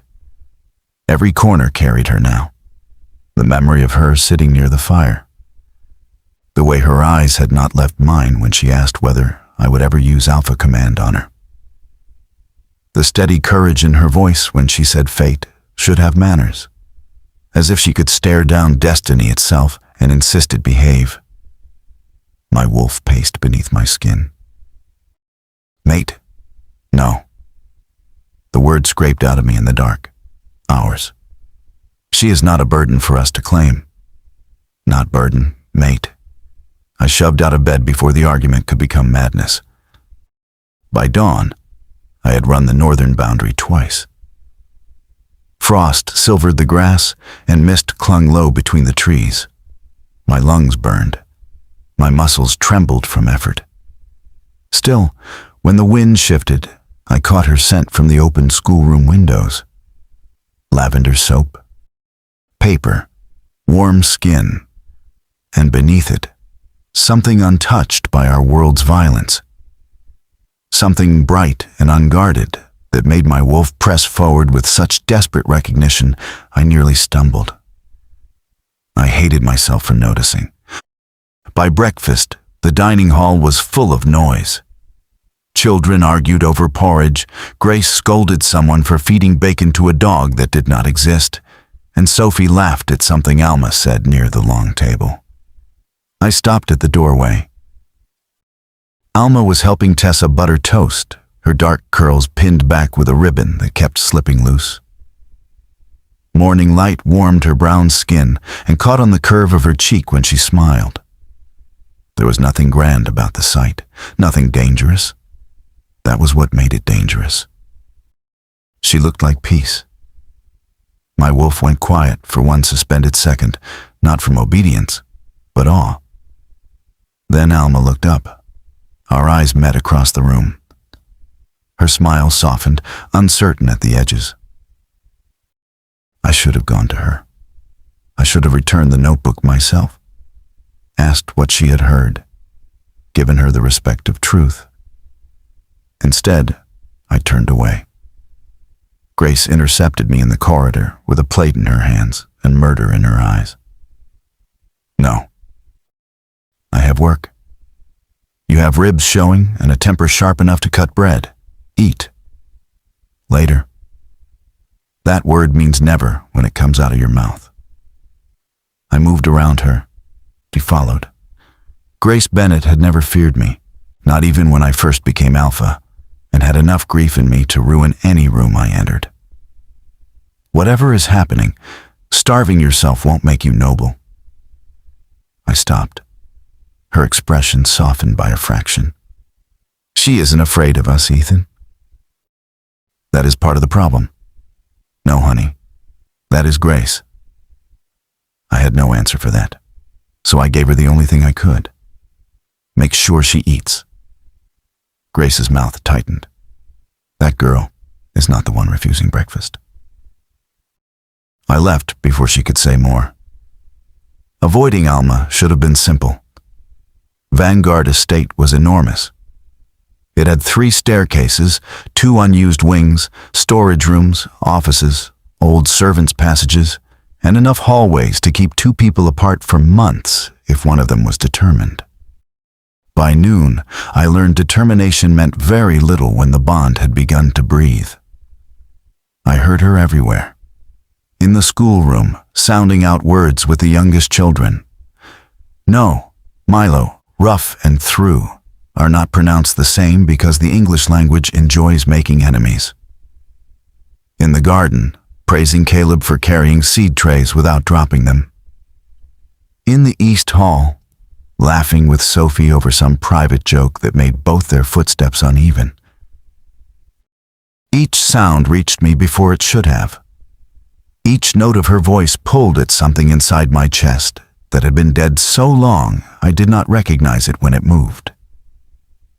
Then, near the library, I turned a corner and nearly walked straight into her. Alma stopped with a stack of primers in her arms. I stopped too quickly. A book slid from the pile. Instinct moved through me before thought, but I forced my hand still. The book struck the carpet between us with a soft thump. Her gaze flicked to my hands, then back to my face. "Good afternoon, Mr. Woods." The formality was armor now. I deserved that. "Miss Wells." She bent to retrieve the book. One curl slipped free near her temple, and the scent of chalk rose as she straightened. My wolf surged. I stepped back. Alma saw it. Something small dimmed in her eyes. Have I done something wrong? The question went through me cleanly. No. Then why do you keep leaving rooms when I enter them? Because I can hear your heartbeat. Because my wolf knows you before I've earned the right to know you. Because every decent part of me understands you deserve a gentle human life. With a good man, and a small house, and children who do not wake screaming at the moon. I said none of it. I have responsibilities. Her chin lifted slightly. I didn't ask whether you were busy. No, she would not. Alma Wells could be soft with frightened children and still put steel in her voice when an answer insulted her intelligence. Daniel would have laughed. I could barely breathe. "I am not avoiding you because of anything you have done," I said. That much, at least, was true. Her hands tightened around the books. Is it because of what I heard? The corridor seemed to narrow. I kept my face still. You should not have listened at the door. I came back for my notebook and stayed. Yes, she admitted. No flinching, no excuse. I stayed. The honesty nearly undid me. She searched my face. If that word means something dangerous for me, I'd rather be told plainly. It is not dangerous. Then why do you look like it is? Because I am. The answer sat behind my teeth and burned. Footsteps approached from the far hall. Sophie appeared with a basket of mended socks, took one look at us, and slowed. Alma noticed. Her expression closed by careful degrees. I have class, she said. She walked past me without brushing my sleeve. My wolf turned inside me, furious and wounded. Hurt mate. I pressed my hand against the wall until the stone chilled my palm. She isn't your mate to comfort, I whispered. Sophie stared at me from the end of the hall. I went to the training yard. Daniel was already there, sleeves rolled to his elbows, waiting as if he had known I would come. For an hour, he let me punish myself. We sparred until sweat cooled beneath my shirt and the wound at my side reopened. The scent of blood cut through the crisp air. Daniel's eyes dropped to the dark stain spreading under my ribs. He lowered his fists. Enough. I swung again. He blocked hard and drove me back. I said enough. I didn't. You're bleeding. It will heal. That lie is getting old. I wiped sweat from my jaw with the back of my wrist. My breathing was rougher than it should have been. Across the yard, 2 young fighters pretended not to watch. Daniel stepped closer, his voice low. You're not protecting her by treating her like a mistake. She is not a mistake. Then stop making her feel like one. My wolf lunged so violently that my vision sharpened at the edges. Daniel felt it. His shoulders squared, beta instinct answering alpha pressure, but he did not back down. She has a life, Daniel. She has a choice. She does not know enough to make one. Then tell her. I looked toward the estate. Through the schoolroom window, I could see Alma at the board. A piece of chalk moved in her hand. Children sat in crooked rows before her, every face lifted, every small body leaning toward the warmth she gave so freely. My throat tightened. If I tell her, I said, the bond becomes real. It already is. Not to her. Daniel was quiet for a moment. And what are you going to do? Hide in your own house for 2 years? If that was what it took, yes. That evening, I did not go to supper.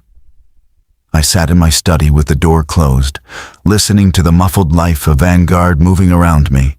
Plates, chairs, Grace's voice, Sophie's laughter, the children asking where I was.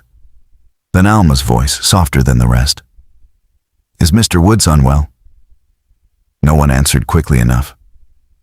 I shut my eyes.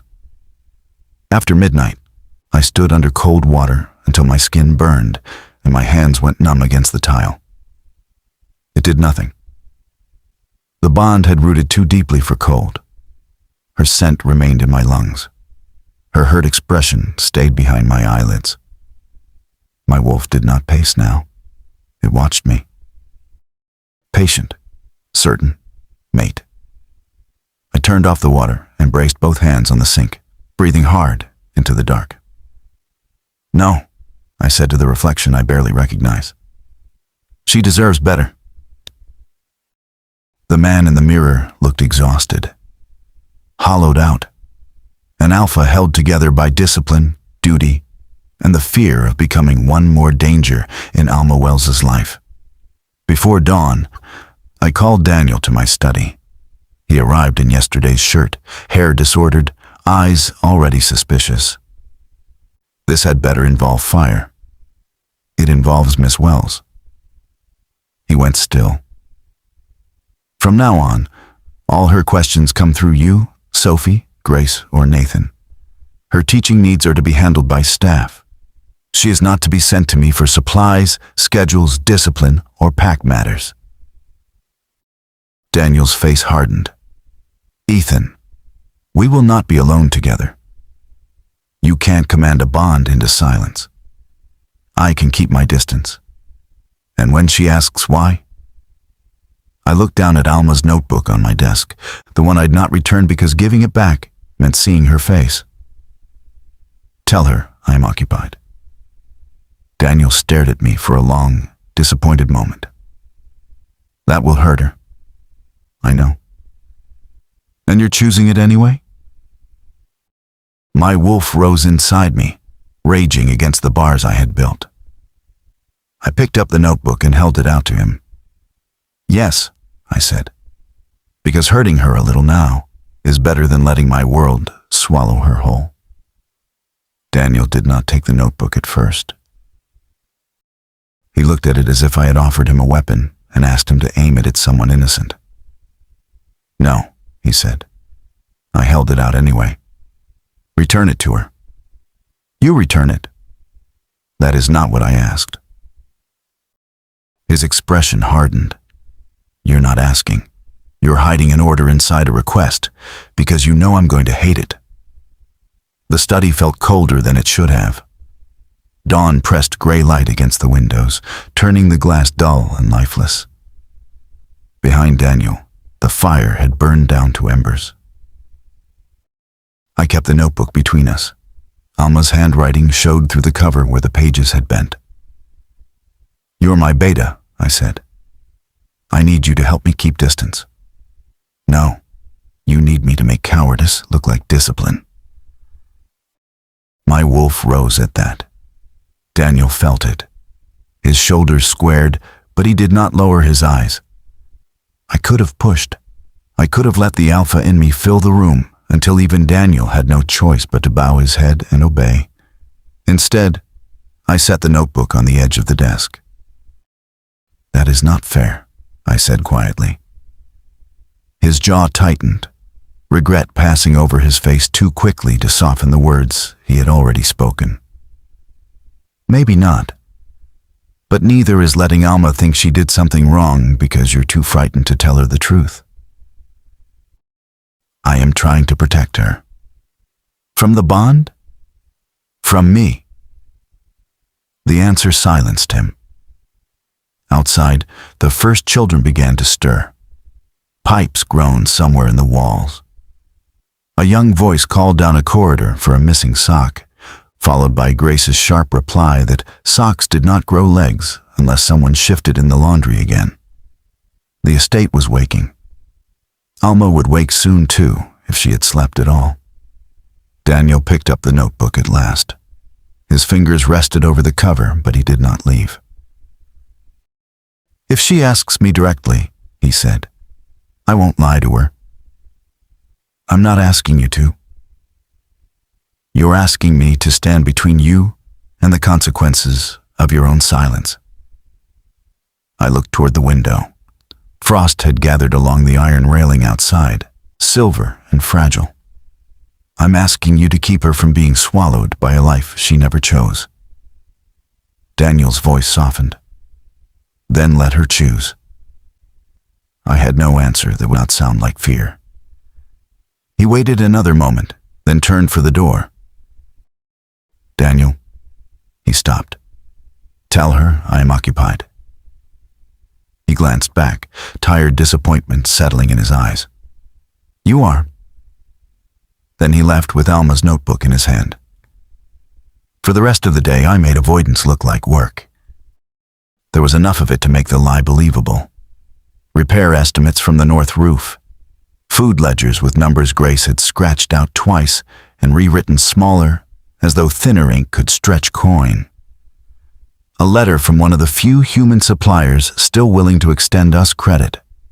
Patrol reports, tuition schedules. The names of 3 new children Daniel had heard rumors about near the Indiana border. Every piece of paper carried a problem. Every problem had a child's face behind it. I should have been able to disappear into that. Instead, I heard Alma teaching through 2 closed doors and a stone corridor. "No, Milo, you may not use because werewolves as the answer to every science question. We are discussing weather." A child giggled.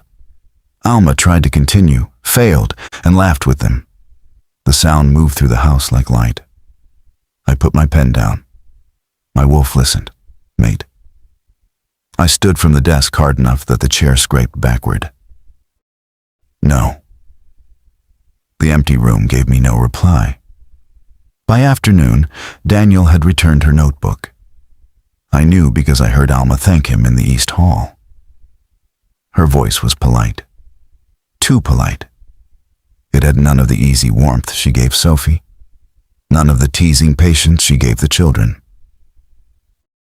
It scraped at something in me. Daniel said, "He's been busy." Alma paused. Then she replied, "I'm sure he has." No accusation, no anger. That was worse. I kept away from supper. Grace sent a plate to my study anyway. And when I ignored it, Sophie came by 20 minutes later and knocked once before entering without permission. She set a second cup of tea beside the first cold one. "You're making everyone miserable," she said. I signed the supply order in front of me. Good evening to you too. I'm serious. So am I. Sophie leaned against the desk, arms folded. She had Daniel's stubbornness and her mother's late temper. It made her difficult to dismiss and dangerous to underestimate. Alma asked whether she should request a transfer. My pen stopped. The room went very still. Sophie watched me closely. She said that? I asked. No. Her mouth tightened. But you looked ready to suffer, so I thought I'd see if fear worked where sense hasn't. I resumed writing, though the ink dragged too dark over the page. That was cruel. So is what you're doing. Sophie! No, don't alpha voice me. I've known you since I had missing front teeth and thought mud pies were a food group. Her eyes flashed. She isn't fragile because she's human. She isn't foolish because she's kind. And she isn't going to break because you tell her the truth. You don't know that. Neither do you. She left before I could answer. That was the thing about the Carters. They had spent too many years loving me to fear my silence. Night settled slowly over Vanguard. By the time the house quieted, the air had turned sharp with cold. I walked the inner hall once, then again, checking doors that had already been checked, windows that were already latched, shadows that held nothing but old furniture and the smell of dust. Restlessness moved under my skin, making my muscles tight. I needed air. The west terrace was empty most nights. It overlooked the lower gardens and the dark line of woods beyond the south lawn. From there, I could see the patrol paths without stepping beyond the house lights. I opened the terrace door and stopped. Alma stood at the railing. She wore a thick blue shawl over her dress. Her curls gathered loosely at the back of her neck. The wind had worked several free.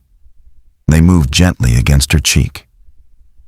Lamplight from the sitting room behind her warmed her brown skin and caught in the curve of her hands where they rested on the stone rail. She did not turn at once. I'm not in the woods, she said. My hand remained on the door handle. I noticed. I'm not past the lamps either. No. And unless the roses are dangerous, I believe I've obeyed the rules. I should have gone back inside. Instead, I stepped onto the terrace and closed the door behind me. The roses are harmless, I said. Usually.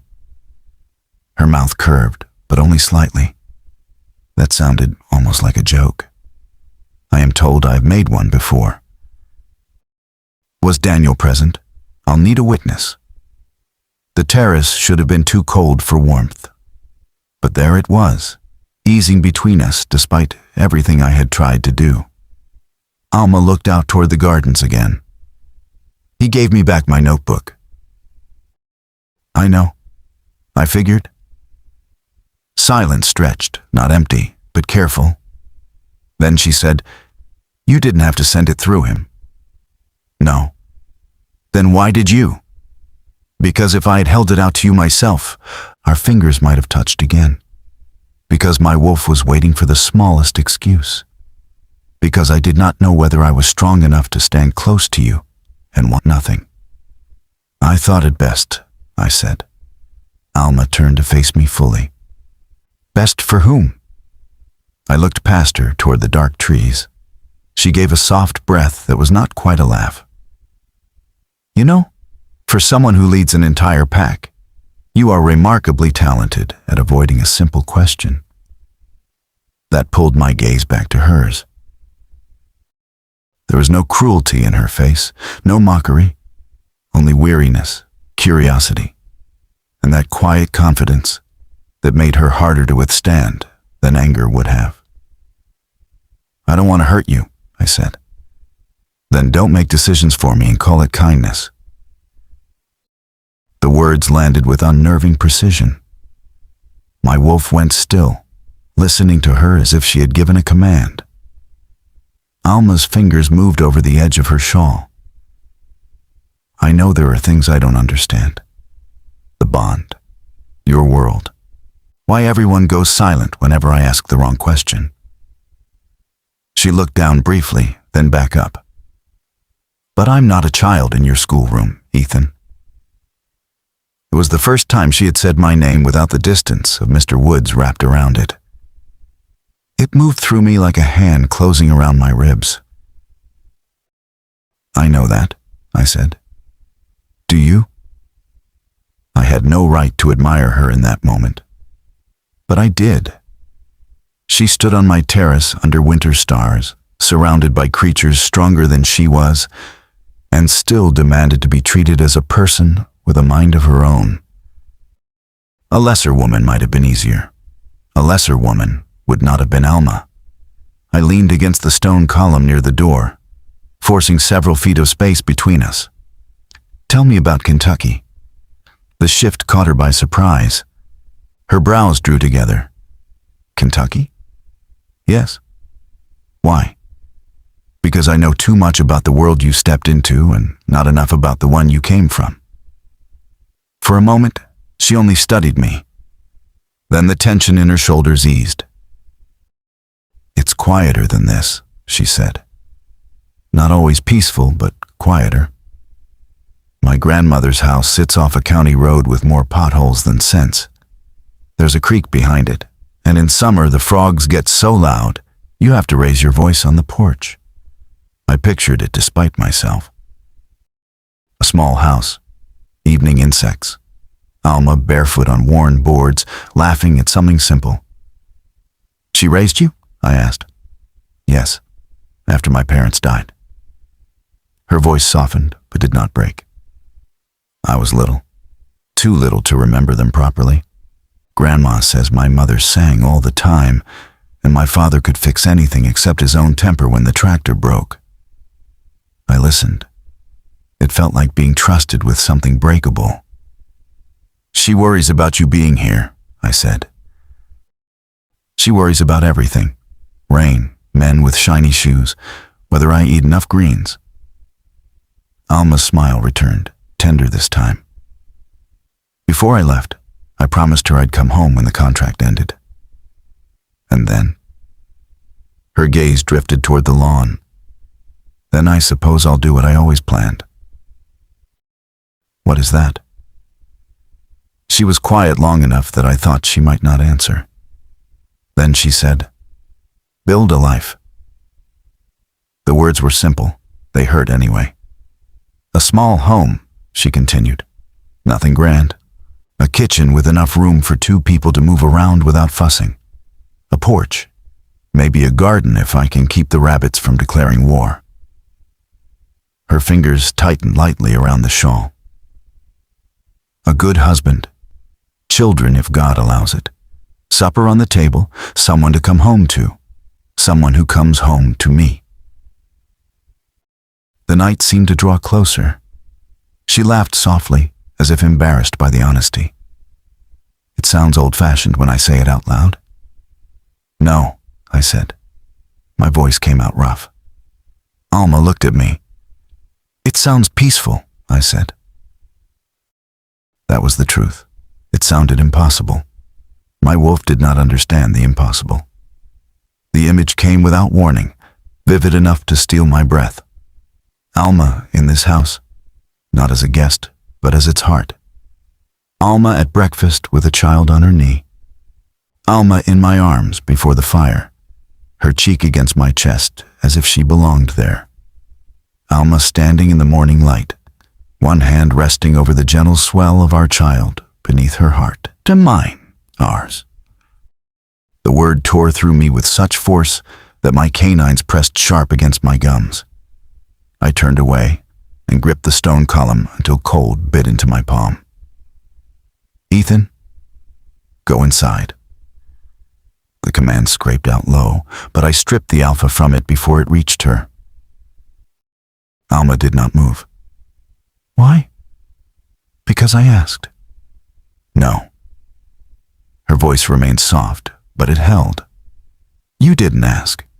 You ran out of whatever room we were standing in and expected me not to notice. I closed my eyes. Her scent wrapped around me. Lavender, chalk dust, warm skin, and the faint trace of tea. Beneath it, life, hope, a future I had buried too deeply to mourn. You should have that dream, I said. I intend to. Good. But I don't appreciate being spoken to like the dream makes me foolish. I faced her then, and whatever she saw in my expression made her breath catch. It makes you human, I said. It makes you hopeful. It makes you someone who should never have been brought into a war between alphas, or a house full of blood debts, or a bond that can take a man's discipline and turn it into hunger. The last word should not have left me. Alma's eyes darkened with understanding, not fear. Is that what you're fighting? I stepped back before the truth could move me closer. Good night, Miss Wells. The formality cut her. I saw it. I hated myself for using it anyway. I turned toward the door. Pain flared at my side. Not a sharp wound opening fresh, but the deep, dragging burn of flesh that had refused to finish knitting itself together. I caught the doorframe with one hand and breathed through it. Alma was beside me before I could straighten. What happened? It's nothing. That is a lie. I looked down. A dark stain had spread beneath my shirt near my ribs, small but unmistakable against the fabric.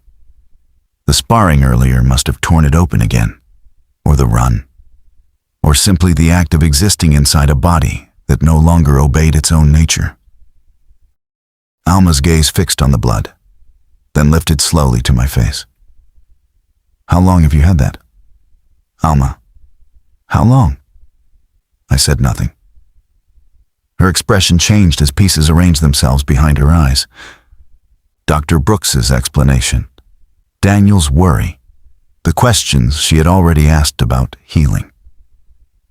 She took one careful step closer, not touching me this time, but near enough that my wolf went silent with attention. Werewolf wounds heal quickly, she said. I reached for the door handle. She caught my sleeve. Not hard, not afraid, determined. Ethan, she whispered, why hasn't it healed? Ethan did not answer me. For one long moment he stood with my hand still caught around his sleeve and blood darkening the side of his shirt, his face half shadowed by the terrace lamps. The cold wind tugged at my shawl, slipped beneath the collar of my dress, and carried the sharp, metallic scent of his injury between us. Ethan, I said again, quieter this time, why hasn't it healed? His gaze dropped to where my fingers touched his sleeve. I let go. Not because I wanted to, but because something in his expression made it clear he was fighting more than pain. He looked like a man braced against a door with something powerful throwing its weight from the other side. It's nothing you need to worry about, he said. That is not an answer. It is the only one I can give you tonight. My temper stirred, slow but steady. You mean it is the only one you are willing to give? His jaw tightened. For a second I thought he might speak honestly. I saw it there, some truth pressing behind his eyes, hard enough to hurt him. Then he stepped back, and the moment folded in on itself. Go inside, Miss Wells. The formality struck colder than the wind. I held his gaze. You can keep calling me that if it makes you feel safer, but it does not make me less worried. Something moved across his face then, too quick for me to name. Pain, maybe. Regret. Then he opened the terrace door and disappeared into the house, leaving me outside with the smell of blood and winter roses. I remained there a minute longer, my hand still warm where it had touched his sleeve. Then I went inside. Sophie was waiting in our sitting room, pretending to read a book upside down. I paused in the doorway. That must be a very interesting chapter. She looked down, flipped the book around, and sighed. In my defense, I was distracted. Were you listening? No. She hesitated. Not with my ears. I closed the door behind me. That answer is worse. Sophie set the book aside and tucked her feet beneath her on the sofa. Are you all right? I don't know. It was the truth. My mind was too full to sort properly. Ethan's voice on the terrace, his blood, the way he had spoken of my dream like it belonged somewhere far from him, the word Daniel had asked about in the study. Mate, I removed my shawl slowly. How quickly do werewolves heal? Sophie's expression changed. There it was again, the careful silence everyone in Vanguard seemed to share like a second language. Sophie. It depends, she said. On what? The person, the wound, silver, wolfsbane, exhaustion. And alphas? Her eyes flicked away. My stomach sank. Sophie. I can't be the one to explain Ethan's health to you. I'm not asking for gossip. I know. She looked genuinely miserable. But some things are his to tell. And if he never does? She drew a breath and said nothing. That was answer enough. I did not sleep much that night. Every time I closed my eyes, I saw blood spreading beneath dark cloth. Not enough to kill a man, perhaps, but enough to frighten me because it should not have been there at all. By morning I had a new page open in my notebook. Werewolf healing actual facts, not nonsense. The internet remained deeply unhelpful. One article claimed werewolves healed instantly unless struck by moonstone. Another suggested rubbing garlic on bites, which seemed both insulting and medically unsound. A third had illustrations so dramatic I shut the laptop before breakfast and rubbed my temples. You look like you've been arguing with a church committee, Grace said when I entered the kitchen. I've been arguing with werewolf websites. Grace paused with a tray of biscuits in hand. That sounds worse. They are confident and poorly informed. She snorted and set the tray on the counter. Most fools are. The kitchen was warm, fragrant with yeast rolls and cinnamon. Children's voices drifted in from the dining hall, bright and hungry.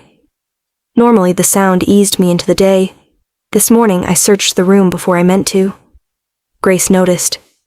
He won't come down for breakfast, she said. I looked at her. She busied herself with a pot of jam. Not when Nathan's patched him up and Daniel's angry enough to breathe fire. So Dr. Brooks saw him? Her hand stilled for half a second. I didn't say that. You did. I implied it by accident, and now I regret hiring smart teachers. You didn't hire me. Still regretting it. Despite myself, I almost smiled. Grace's face softened. Eat something, honey. I'm not very hungry. Neither is he. I'm ignoring both of you. She put a warm biscuit into my hand and pointed toward the dining hall. I went because Grace Bennett had the air of a woman who could command armies with a wooden spoon. Lessons began with arithmetic and immediately descended into drama because Milo believed division was a punishment invented by adults. Under ordinary circumstances, I might have laughed more. Instead, I caught myself watching every small sign of wolfish nature with a new purpose. During copywork, Caleb pricked his finger on a splinter from his pencil.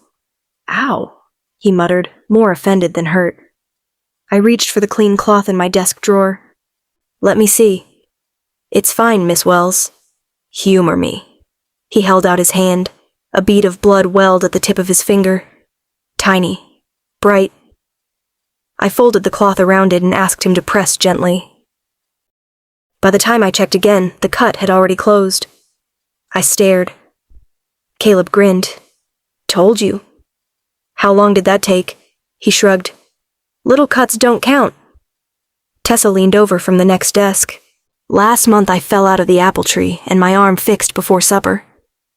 You fell out of a tree? I asked. Milo perked up. She bounced. I did not bounce. You made it sound like a dropped pudding. I did not. The class dissolved into debate over whether Tessa had bounced, thudded, or landed dramatically. I let them argue for exactly 20 seconds because their noise gave me time to think. Little cuts did not count. Broken arms fixed before supper, and Ethan's wound had bled days later. After class, I went to the library. Vanguard's library was the sort of room built by people who trusted books more than guests. Tall shelves climbed toward a carved ceiling, and the windows were narrow enough to make the afternoon light fall in pale strips across the rug. Most of the books were histories, ledgers, and old legal texts bound in cracked leather. The human section had poetry, atlases, and several novels with dramatic titles. The wolf section took more effort to find. It was behind a locked cabinet. The cabinet, unfortunately for it, was old. The key sat in the lock. "I am not snooping," I whispered to no one. "I am researching." The first book I pulled free was written in language so formal it might have required a lawyer and a priest to understand. The second smelled of dust and old smoke. The third had a chapter titled Physiology of the Shifted Form, which sounded promising until it spent 12 pages discussing jaw structure. Finally, near the bottom shelf, I found a medical text with Dr. Nathan Brooks's name written on the inside cover. I sat cross-legged on the rug and read. Werewolf healing varied by age, strength, and bloodline. Silver slowed tissue repair. Wolfsbane poisoned the blood. Severe trauma could overwhelm young wolves. But alpha healing was different.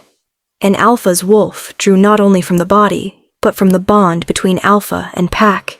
A healthy alpha should recover from ordinary wounds within hours. Serious wounds within a day.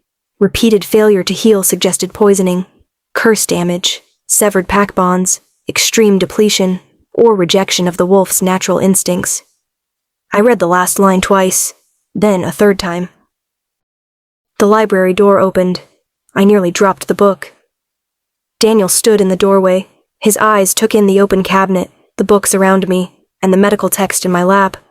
He sighed. "I should pretend I don't see this." "I would appreciate that." "Are you going to stop?" "No. Didn't think so." He came into the room and closed the door behind him. For a moment, he looked less like the beta of a hidden wolf pack, and more like a tired father who had found a child climbing too high in a tree.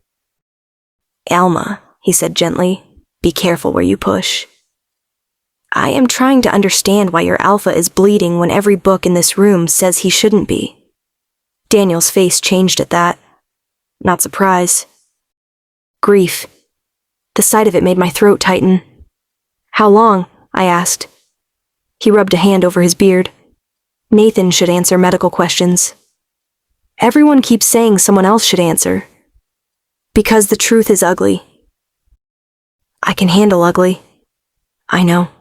His voice was quiet. "That's what worries me." Before I could ask more, footsteps sounded in the hall. Daniel turned his head, listening. Then he took the book from my hands, closed it, and set it on the table. "Nathan is in the infirmary," he said. "If you're going to ask him, ask directly. Will he tell me?" Daniel looked toward the door. "Not unless you make it impossible for him not to." The infirmary was tucked near the back of the east wing, where the halls smelled faintly of soap, herbs, and antiseptic. I found Dr. Brooks at a desk covered in labeled jars and folded bandages. He looked up when I knocked, and his expression immediately became wary. "Miss Wells." "Dr. Brooks." "If this is about Milo claiming he has a fever to escape spelling, he does not." "It's not about Milo." "That is unfortunate." I stepped inside and closed the door. His gaze sharpened behind his spectacles. I placed the medical book on his desk. He looked at the cover, then at me. "I found this in the library," I gathered. "I read the section on alpha healing." "Of course you did. How long should Ethan's wound have taken to heal?" Dr. Brooks removed his spectacles, cleaned them with a cloth, and did not answer. I rested both hands on the edge of his desk. "Please don't do that." "Do what?" "Make silence do the work of a lie." He looked tired then. Truly tired. "That wound," I said, keeping my voice steady, "should have closed before morning, shouldn't it?" Nathan's mouth pressed into a thin line. "Before morning?" he repeated softly. "Miss Wells, that wound should have closed before he reached the house." The room seemed to tilt. I had known. I had read it. I had seen enough to suspect. Still, hearing it aloud made my chest ache. How long has this been happening? Nathan sat back slowly. Years.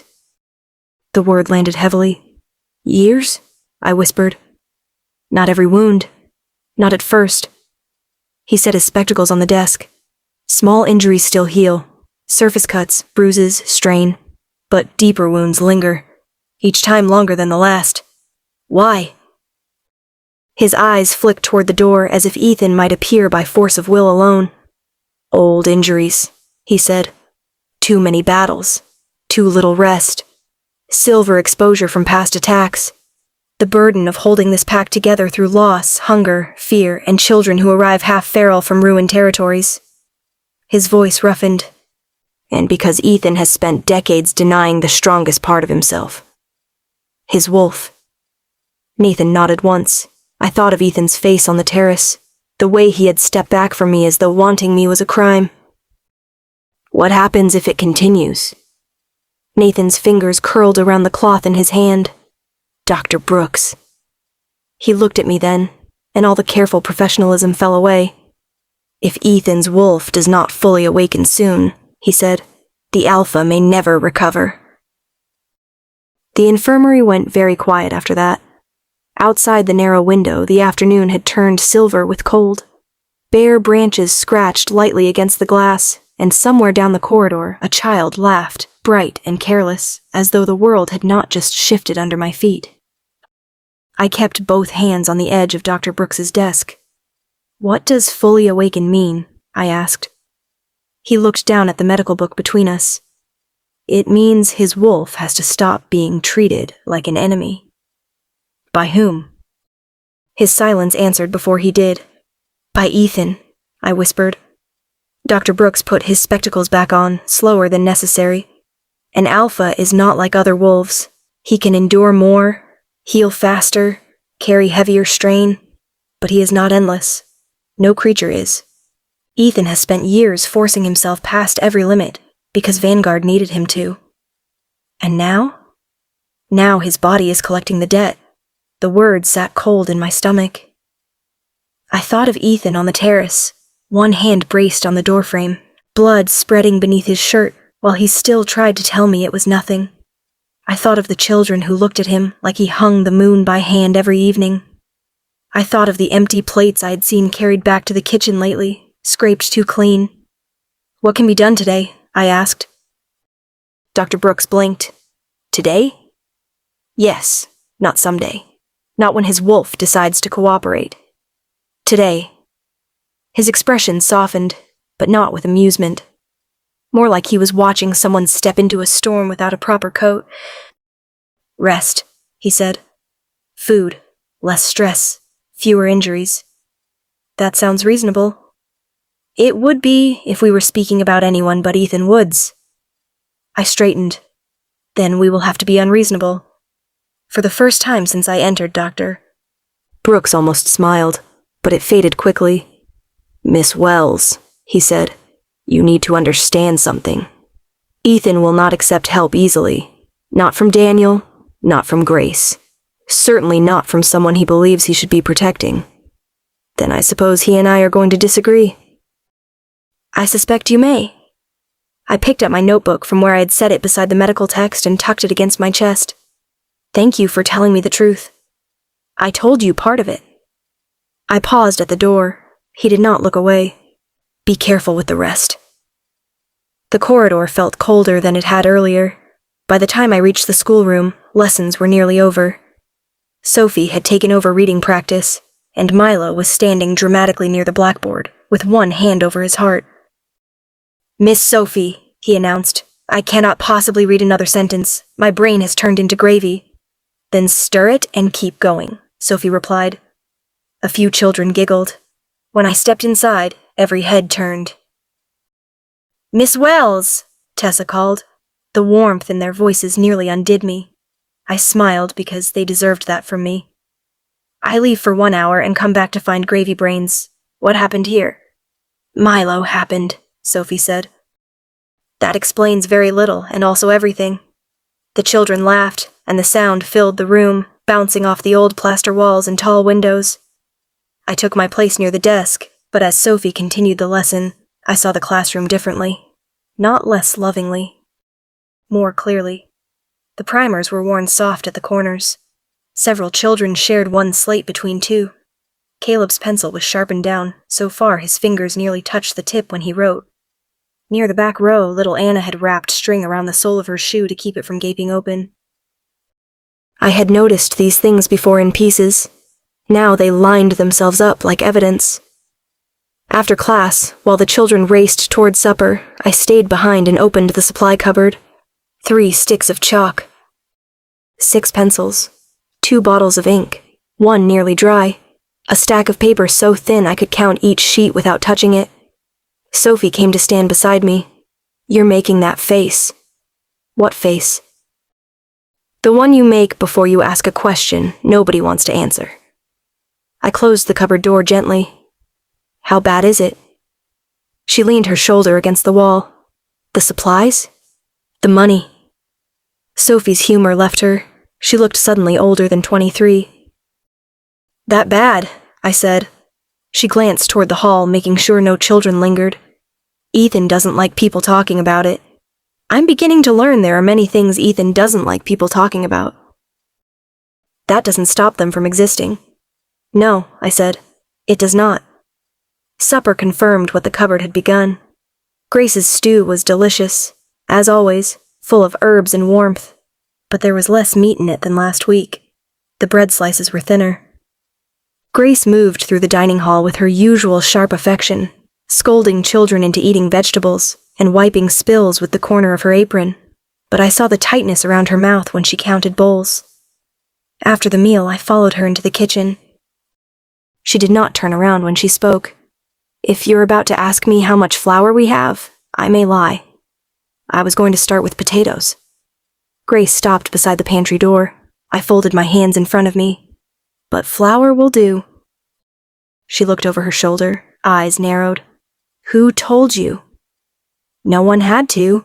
The children have half the supplies they need. Anna's shoe is tied together with string.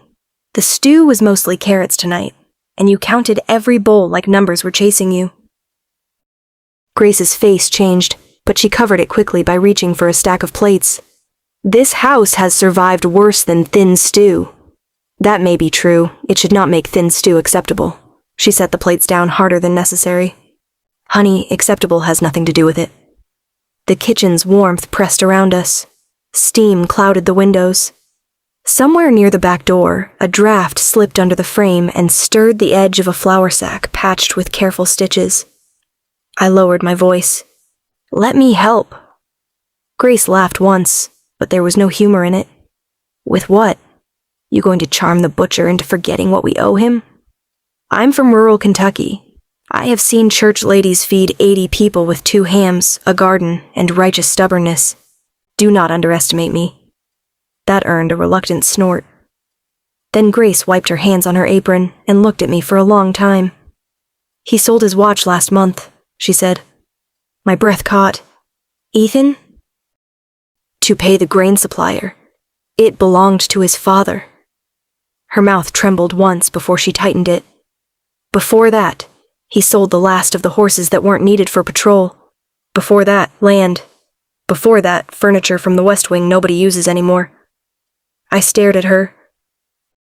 Grace looked away. "He thinks we don't know." "Why didn't anyone tell me?" "Because you came here to teach, not inherit our worries." The words were gentle. They still made me stand straighter. "I teach hungry children," I said. "I teach children with holes in their shoes. I teach children who deserve books that aren't falling apart. That makes it my worry, too." Grace's eyes shone, though she blinked it away before a tear could fall. "Daniel keeps the ledgers," she said quietly. "If you're set on poking the bear, start there." Daniel did not look surprised when I appeared outside the small office beside the library an hour later. He sat behind a desk crowded with papers, his sleeves rolled up, a lamp burning low beside his elbow. The room smelled of ink, dust, and cold tea. "Grace sent you," he said. "She suggested I poke the bear." "That sounds like Grace. May I see the ledgers?" "No." I walked in and sat in the chair across from him. Daniel leaned back. That answer usually makes people leave. I teach 6-year-olds. No is where negotiations begin. His tired smile appeared, faint, but real. Then it faded. Alma, these numbers are ugly. I can read ugly. It isn't your burden. If one more person says that to me today, I may throw a biscuit. He studied me. I let him. At last he opened the drawer and pulled out a stack of ledgers bound with a fraying cord. Ethan will be angry, he said. Ethan seems to spend half his life angry at sensible things. He spends the other half bleeding because of them. That quieted us both. Daniel placed the ledgers before me. For the next 2 hours I read. The numbers told a story no one had managed to say plainly. Vanguard had once been wealthy, not careless rich, but strong. Timber contracts, transport businesses, warehouses, investments in 3 nearby towns. Then came lawsuits filed through human companies. Fires ruled accidental. Shipments lost. Contracts broken after threats nobody could prove. Bank loans called in early. A name appeared again and again in the margins. Malcolm Reeves. Ironclaw. I looked up. He destroyed all of this. Daniel's face hardened. Piece by piece. Why? Because Ethan would not bend to him. Because Vanguard sheltered packs Malcolm wanted broken. Because some alphas collect power the way rotten men collect debts. I turned another page. After the collapse, the entries changed. Medical expenses, rescue patrols, food for children from Blackthorn territory, blankets for refugees after the Ash River massacre, burial costs, school materials, adoption searches. Names filled the columns where profits used to be. Children's names. My throat tightened. He could have rebuilt his businesses, Daniel said quietly. Could have closed the gates, kept only our original people, let the rest become someone else's problem. But he didn't. No. Daniel looked toward the dark window. He brought them home. I pressed my fingers against the paper. There it was, the weight Ethan carried.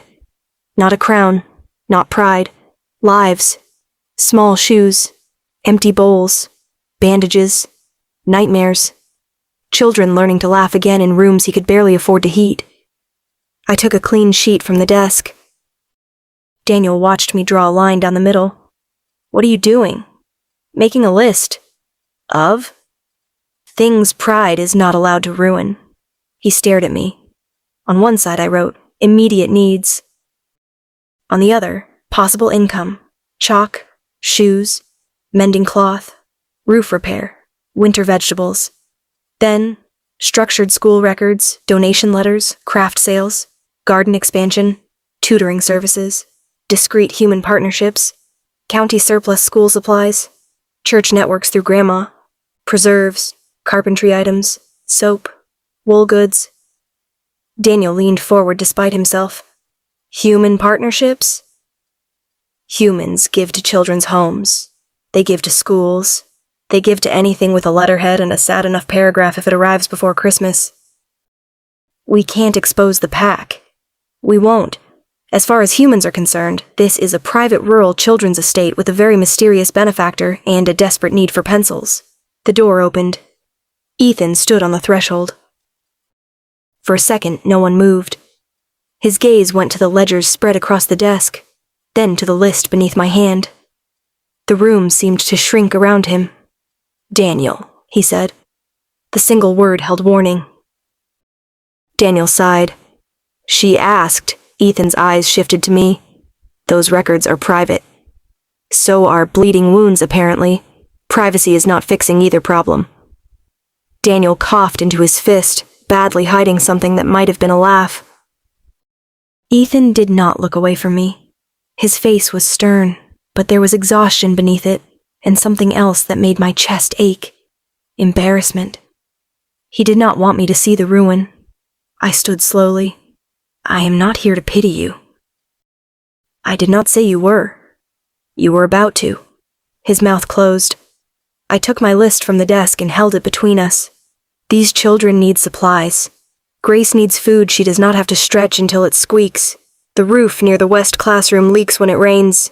Anna needs shoes. His jaw tightened at the last name. I know, he said. The softness in those 2 words was worse than anger. Then let me help. No, the answer came too quickly. Ethan, this is not your debt. It is my classroom. It is my pack. And I am standing in the middle of it. My voice stayed calm, though my pulse had begun to beat hard. You hired me to teach children. I cannot teach them properly with 3 sticks of chalk and a prayer. A muscle moved in his cheek. Daniel wisely became very interested in the floor. Ethan stepped farther into the room. His presence filled the small space, not threatening, but impossible to ignore. You do not know what involvement with Vanguard costs. Then explain it. His eyes darkened. There it was again, that wall rising between us, built from danger and duty and fear dressed up as honor. I won't have Malcolm Reeves turning his attention on you because you decided to rescue what he tried to destroy, Ethan said. The name chilled the room. I am not challenging an alpha, I said. I am writing donation letters and organizing school supplies. Everything here is connected. Then perhaps that is exactly why everything here needs more than you bleeding quietly over ledgers at midnight. The silence after that was sharp. Ethan looked at me as though I had placed a hand directly over the wound in him no bandage could reach. My confidence wavered, but I did not step back. At last, he looked at the list. What would you need? Daniel's head lifted.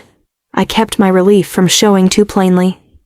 Permission to review supplies, a proper count of household needs, names of safe human businesses, a letterhead, postage, access to the older students for craft planning, and someone to tell me when an idea is accidentally illegal in Werewolf Society, Daniel said. That last one may take several of us. To my surprise, Ethan's mouth moved. Not quite a smile, but close enough to warm me.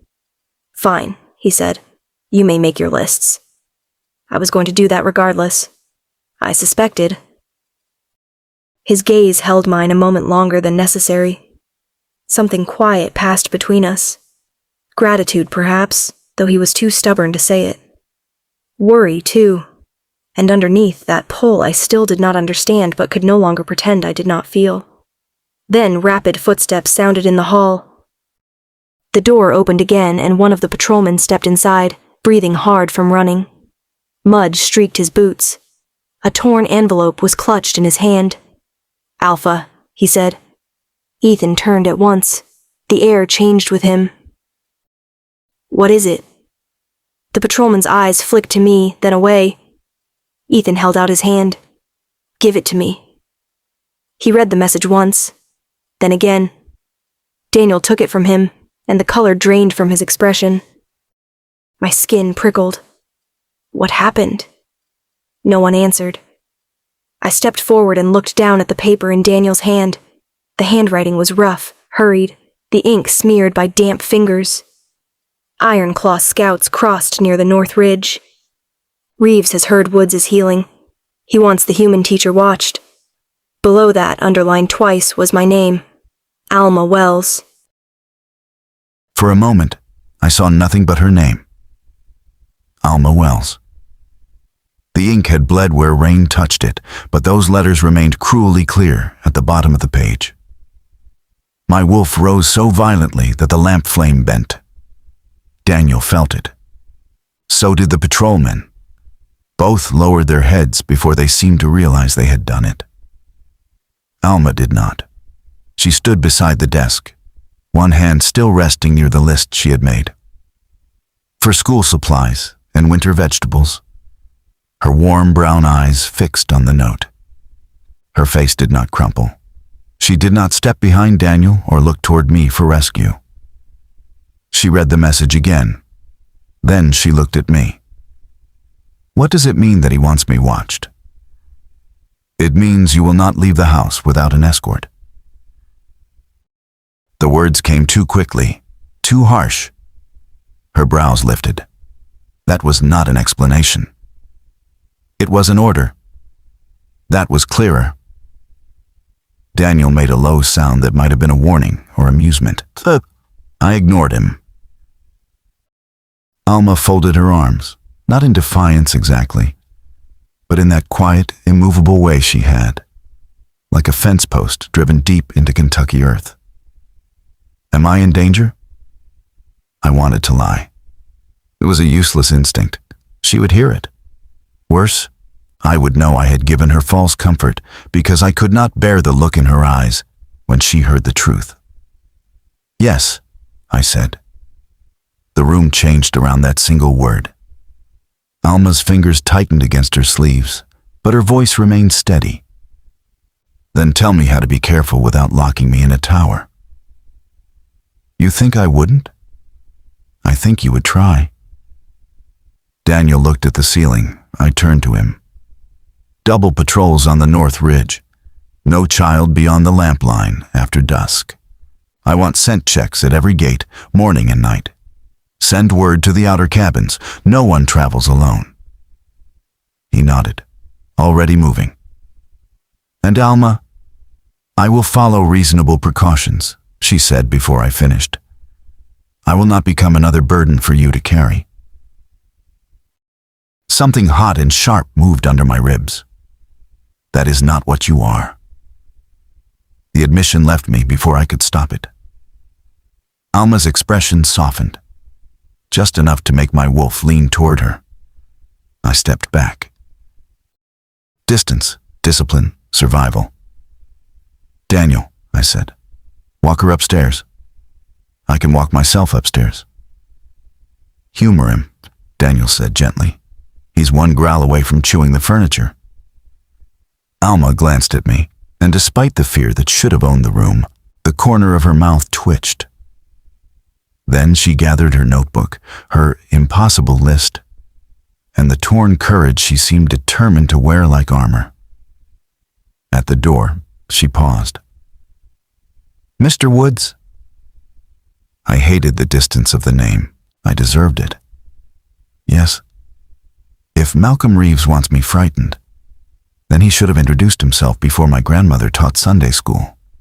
I have survived scarier women with larger hats. Daniel laughed outright. Alma left before I could decide whether to be furious or grateful. For the next week, she obeyed the safety rules with the exact amount of stubbornness necessary to make every order feel negotiated. She did not leave the house alone. She did not take children beyond the marked paths. She accepted guards with polite thanks and then gave them tasks until 2 trained fighters found themselves carrying baskets of mending wool behind a line of 6-year-olds.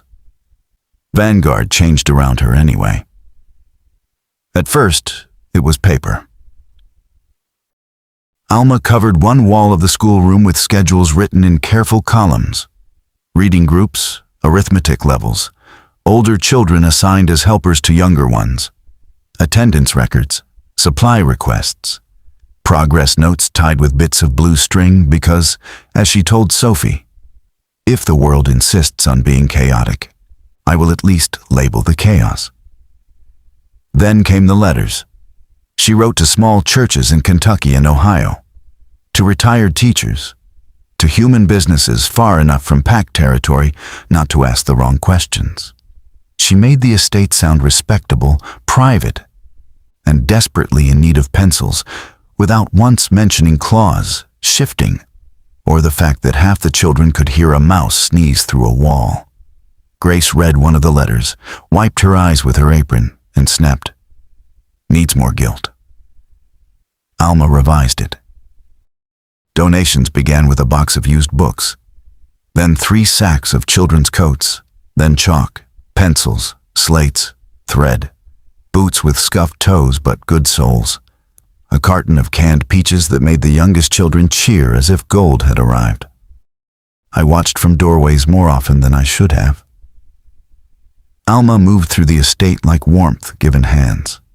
She praised quietly, corrected gently, laughed when Milo tied a ribbon around his head and declared himself king of fractions. She sat with Anna on the kitchen bench, and helped her try on a pair of brown shoes 2 sizes too large, stuffing the toes with wool until Anna stood and whispered, "They don't talk when I walk." Alma's face changed at that. Not pity, resolve. By evening, she had Daniel measuring every child's feet. "You realize," Daniel said, holding a slate while Tessa stood on paper, "that I once commanded 20 wolves in border combat." Alma handed him a pencil. "Excellent. Then you can manage toes." The pack began to smile again. It happened in small, dangerous ways. Grace found enough flour to bake honey bread on Thursday. The older boys helped repair the leaking classroom roof because Alma turned it into a lesson on angles, weight, and not dropping hammers on anyone's head. Sophie organized a craft table in the west parlor, where children sanded wooden animals, braided bracelets, and painted small clay ornaments for a winter sale. Alma insisted could be handled through perfectly boring human channels. The south garden, neglected since my father's time, became a battlefield of its own. I found her there one cold afternoon, kneeling beside a raised bed with her coat buttoned wrong and soil on her cheek. 2 guards stood nearby with the solemn expressions of men assigned to protect a woman currently arguing with cabbage roots. "This bed needs turning," she said without looking up. "It is December. I'm planning ahead. For spring. For survival." I stood at the garden gate, hands in my coat pockets. There are easier ways to ask for a spade. She looked over her shoulder. Wind tugged curls loose around her face, and the brown of her skin glowed with cold and effort. I wasn't asking. I was making a statement. My mistake. It happens. My wolf pressed against my skin, not restless now, not starving, listening. She rose and brushed dirt from her gloves. "Do werewolf compost piles smell worse than human ones?" I stared at her. She waited, completely serious. A laugh left me before I could stop it. Not large, not free, but real enough that both guards turned as if they had heard a gunshot. Alma's eyes widened slightly. Then she smiled. The force of it struck harder than any wound Malcolm had ever given me. I looked away first. That night, Dr. Brooks removed the bandage from my side and went still. "What?" I asked. He touched the edge of the wound with clinical care. "It's closing." "It is closed before?" "Not like this." Daniel stood near the infirmary door, arms folded. He said nothing, but his eyes flicked to mine. Nathan wrapped the wound again, lighter this time. "Whatever you're doing, keep doing it." "I'm doing nothing." He gave me a dry look. "Yes, that has been the problem for years." I left before either of them could say her name. But my wolf already had. Mate. The word no longer came like a command. It came like breath. That was worse. At night, sleep became thin and dangerous. I dreamed of Alma in fragments, the curve of her smile over a ledger, her hand brushing mine when she passed a stack of letters, the scent of lavender lingering in the hall after she had gone. Then the dreams deepened. Her standing in my room, her eyes warm and unafraid, her voice saying my name without titles, her body close enough that every vow I had made against wanting her turned to ash. I woke before dawn with my hands clenched in the sheets and shame burning through me. I trained until my muscles shook. I ran until frost cut my lungs. Still, when I returned to the house, the first thing I heard was Alma teaching the children a song about multiplication. My wolf settled at the sound. My wound pulled less. My people stood straighter. And I began to understand the terror Malcolm Reeves must have felt when rumor reached him. Vanguard was breathing again. Not because of money, not because of strength. because one human woman had walked into our ruin and refused to treat it as permanent. 2 nights later, a patrol brought in another message. This one had been taken from an Iron Claw scout before he escaped across the ridge. The paper was folded small, sealed in black wax, and scented faintly with smoke. Daniel placed it on my desk without a word. I broke the seal. The handwriting inside was not hurried this time. It was clean, deliberate, and meant for Malcolm's eyes. The teacher is not merely assisting Vanguard. Wood strengthens in her presence. His wounds are closing. His wolf answers when she is near.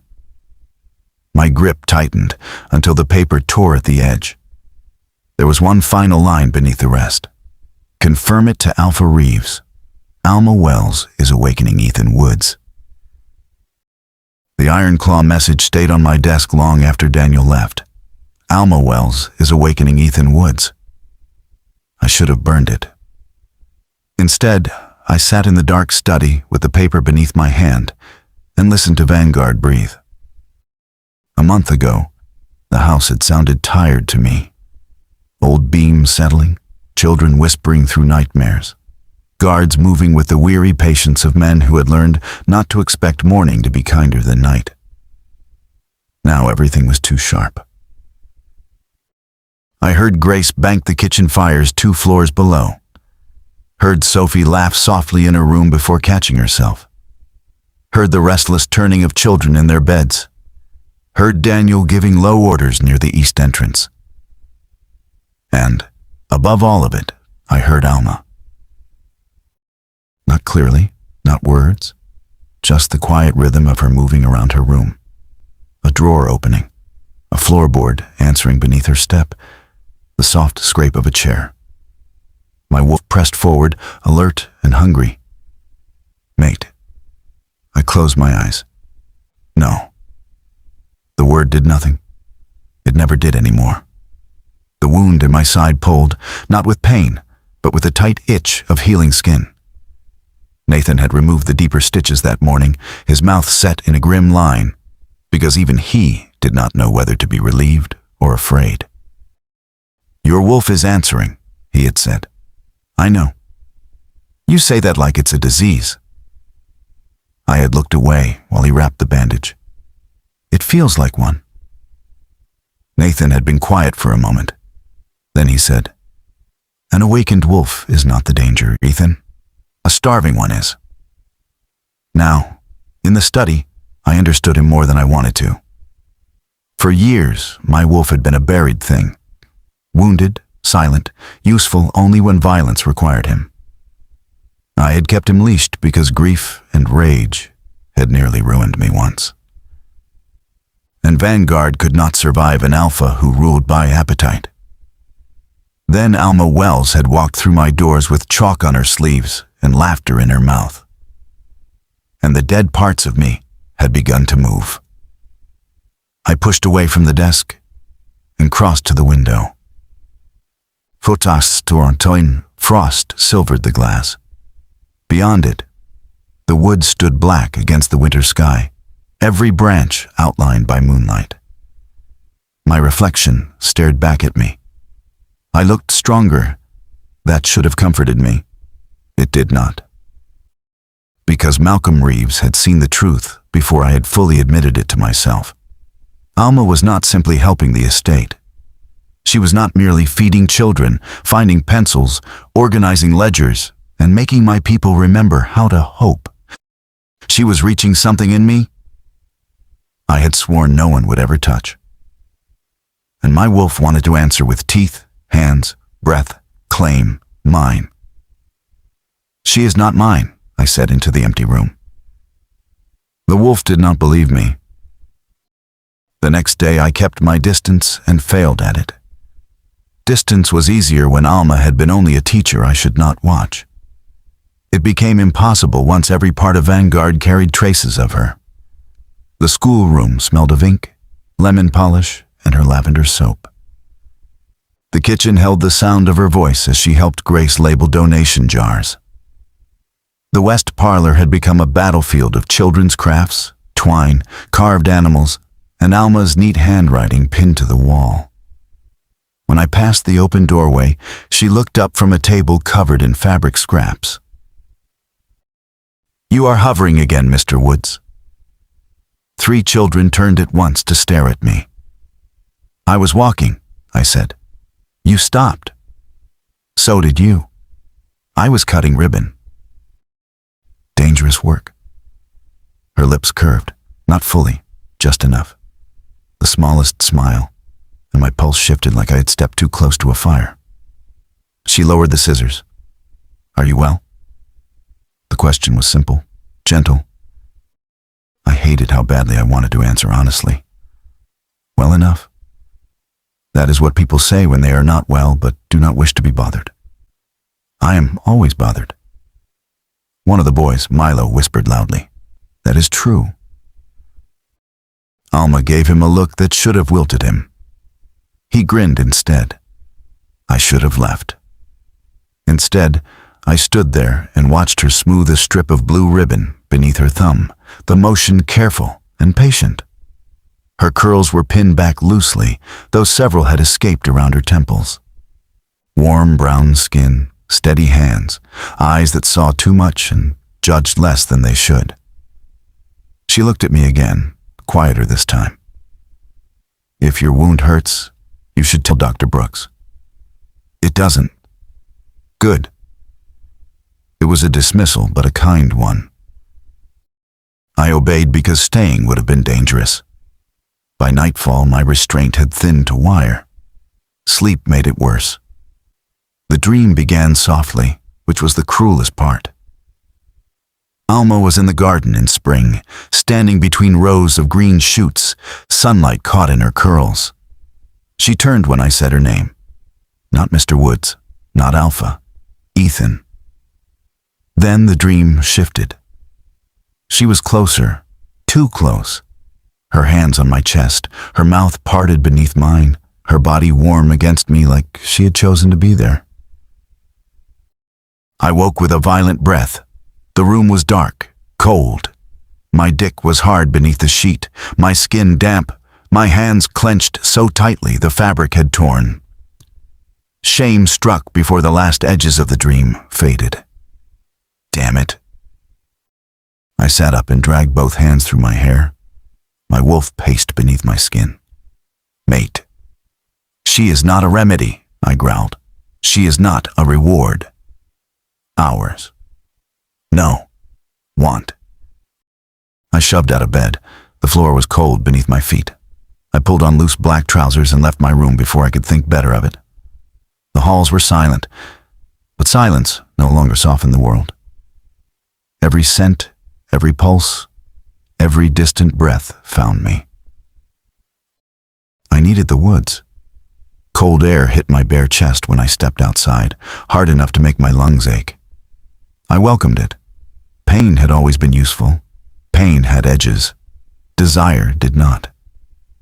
I ran, past the rear courtyard, past the sleeping garden, into the trees where frost cracked beneath my feet and branches clawed lightly at my shoulders. I ran until the estate vanished behind me and the forest rose around me, deep and dark and familiar. For a while, the wolf ran with me instead of against me. My muscles burned, my breathing steadied. The old strength returned in pieces, legs driving harder, lungs filling deeper, senses spreading through the woods like roots. Rabbit under bramble, fox trail near the creek, iron from stone, smoke from the chimneys behind me. Then the wind changed. Lavender, chalk dust, warm skin. Alma. I stopped so abruptly my heels tore through the frozen ground. "No," I breathed. The scent was faint, carried through the trees from the estate. Ordinary, perhaps. Innocent. She was awake somewhere in the house, that was all. My wolf surged so hard, my vision flashed gold. Mate. Alone. I turned away from the scent. Took one step, then another. My body did not follow. I stood there trembling like a man at the edge of a cliff, knowing exactly how far the fall would be and still leaning toward it. Go deeper, I told myself. Run. Instead, I turned back toward the house. Each step made the wrong thing easier. By the time I reached the rear courtyard, my control was no longer a wall. It was a locked door, splintering from the inside. The kitchen window had been cracked open. Alma's scent spilled through it, threaded with clean water and sleep-warm skin. I gripped the doorframe. The old wood groaned beneath my hand. Leave. Then I heard the glass. A small sound. Water pouring. A sigh, soft and tired. I opened the door. Alma stood near the sink in a pale blue robe, one hand around a glass of water. Moonlight touched the edge of her cheek and softened the dark curls falling around her shoulders. She turned toward me, blinking away sleep. Mr. Woods? My name in her voice stripped the last steady thing from me. You should go upstairs, I said. It came out rough, wrong. Her brow furrowed. Are you hurt? No. You're shaking. Alma. I meant it as a warning. It sounded like a plea. She set the glass down and took a step toward me. Is it your wound? Do not come closer. That stopped her. For 1 second, sense returned. I saw her properly. Not as scent, not as mate. Not as the ache tearing through my blood, but as Alma. Human. Trusting. Barefoot on cold tile because she'd come down for water and found a half-mad alpha in the doorway. I should have left then. She reached toward me anyway, worry stronger than caution. I caught her wrist. The moment my skin touched hers, my wolf broke the leash. I pulled her against me. Her breath hitched. The glass slipped, struck the floor and shattered, water spreading across the tile. Ethan. I kissed her. It was not the kiss she deserved. It was not patient, not careful, not asked for. It was hunger and fear and weeks of restraint snapping into something ugly. Her body went still against mine, her hands trapped between us. That stillness saved me. Not softness, not surrender. Shock. Alma shoved me hard. I released her instantly and stepped back like her touch had burned. She stared at me, one hand flying to her mouth. Her eyes were wide, wounded, and the sight of that wound on her face did what no blade had ever managed. It made me afraid of myself. Alma. Don't. Her voice shook, but it did not break. My body still betrayed me, hard and obvious beneath the loose fabric of my trousers. Her gaze dropped for one terrible second, and I wanted the floor to open beneath me. When she looked back at me, there was no confusion left, only anger. Then her hand struck my face. The slap cracked through the kitchen. I turned with it, accepted it, deserved worse. I trusted you, she whispered. Those words tore deeper than silver. I'm sorry, I said, though the words were too small, useless. No. She stepped back, glass crunching faintly under her heel. You do not get to make your wolf or your dick my problem. I flinched. Good. If you ever touch me like that again without asking, she said, each word sharper than the last, I will leave this estate before sunrise. My throat tightened. You would be right to. Her eyes shone, but no tears fell. That hurt more. She gathered the edges of her robe around herself and walked out of the kitchen without looking back. I listened to her footsteps travel down the hall, up the stairs, across the landing. A door opened. Closed. Locked. I stood in the ruined quiet with her scent still around me, my cheek burning, water spreading toward my bare feet. Then a floorboard creaked behind me. Daniel's voice came from the servants' passage, quiet and cold. "Ethan." I closed my eyes. He stepped into the kitchen and saw the broken glass, saw my bare chest, saw the shame I could not hide. His voice dropped lower. "What did you do?" I did not run until the kitchen light disappeared behind me. Then I ran. My bare feet struck the cold floor too hard, but I barely felt it. The hall blurred past in strips of moonlight and shadow. My mouth still burned where Ethan's had been. My palm stung from the slap. Underneath both sensations was a hot, shaking disbelief that made my chest feel too small. I made it to the room I shared with Sophie, slipped inside, and locked the door. The click sounded enormous. Sophie sat up in her bed at once. "Alma?" I pressed my back to the door and held my robe closed with both hands. For a second, I could not speak. Sophie threw the blankets aside. "What happened?" I swallowed. My throat hurt. "Ethan kissed me." She went still. The room was dim, lit only by the banked fire and the gray wash of moonlight through the curtains. Sophie's face lost every trace of sleep. "Did you want him to?" "No." The word came out small, but clear. Sophie crossed the room so quickly, I barely saw her move. She stopped in front of me, hands half raised, careful not to touch until I allowed it. That carefulness nearly broke me. "He pulled me against him," I said, the words tumbling now because if I stopped, I might fall apart. "I came down for water. He was standing in the kitchen like he'd been dragged there by something. I asked if he was hurt, and then he grabbed my wrist, and..." My breath shook. Sophie's eyes flashed gold. "He kissed you without asking," she said. I nodded. Her jaw clenched. "I'm going to kill him." "No." I caught her sleeve before she could turn. "Please don't." "Alma, I need you here." That stopped her. The anger did not leave her face, but she stepped closer and gently guided me to the edge of my bed. Only after I sat did she crouch in front of me. "Did he hurt you?" she asked. "Not like that." I rubbed my wrist, though he had released me quickly once I shoved him away. "But he frightened me." Sophie's expression tightened. "And he..."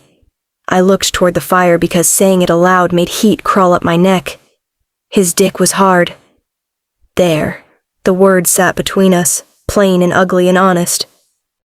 Sophie did not flinch. I appreciated her for that more than I could explain. "He looked ashamed," I said. "After. Like he hated himself. But that doesn't undo it. It doesn't make me feel less trapped in that moment." "No," Sophie said quietly. "It doesn't." I pressed my fingers to my mouth and immediately dropped my hand. I hated that my lips remembered him. I hated that before shock and fear had sorted themselves out, some foolish, hidden part of me had recognized the heat of him, his strength, his scent, the awful pull that had been growing between us for weeks. My eyes stung, but I refused to cry. "What if part of me wanted to kiss him someday?" I whispered. "Does that make this more confusing, or am I being ridiculous?" Sophie's face softened with fierce gentleness. Wanting something someday is not the same as agreeing to it tonight. I looked at her. She took my hands, slow enough that I could pull away if I wished. I did not. "A body can notice fire," she said, "and still not consent to being burned." The first tear slipped before I could stop it. Sophie climbed onto the bed beside me and wrapped an arm around my shoulders. I leaned into her, not sobbing, not yet, only trying to breathe through the strange ache of anger and disappointment tangled together. "I trusted him," I said. "I know." Downstairs, something heavy moved. A door, then muffled voices. Daniel's low and sharp, and Ethan's answering too quietly for me to hear. Sophie's arm tightened. "Good," she muttered. "Daniel found him." I stared at the locked door until my eyes burned. Sleep did not come properly. I drifted in and out, waking at every groan of the old house, every footstep in the hall, every memory of Ethan's hand around my wrist. By morning, the world looked almost offensively normal. Children laughed somewhere below. A cart rattled near the courtyard. Grace's kitchen sent up the smell of bread and coffee as if nothing terrible had happened beneath its roof. Sophie was tying her boots when a knock sounded at our door. Not loud, not demanding. 3 quiet taps. Sophie's head snapped up. Her eyes sharpened again. "Alma," Ethan said from the hall, "I know you may not wish to see me. I will not come in. I only want to apologize." My stomach tightened. Sophie stood. "You don't have to." "I know, but if I hid, the thing would grow teeth in the dark." I pulled my wrapper tighter and nodded. Sophie opened the door only halfway. Ethan stood several steps back from the threshold, hands at his sides, as if he had measured the distance and chosen the farthest point that still allowed conversation. He looked like he had not slept. His hair was damp from an early wash, his shirt buttoned wrong at the collar. One side of his face held the faint mark of my hand. He did not try to soften it. He did not look angry. He looked wrecked. His gaze came to me and stopped. "I touched you without permission," he said. "I kissed you without asking. I frightened you. There is no excuse for that." My fingers tightened around my sleeve. He drew a slow breath. "Not the mate bond. Not my wolf, not desire, not my dick. All of it is mine to control, and last night I failed." Sophie folded her arms. Ethan did not look away from me.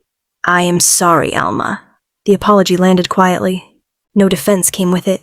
No explanation dressed up as regret. That mattered, though I was not ready to let it heal anything.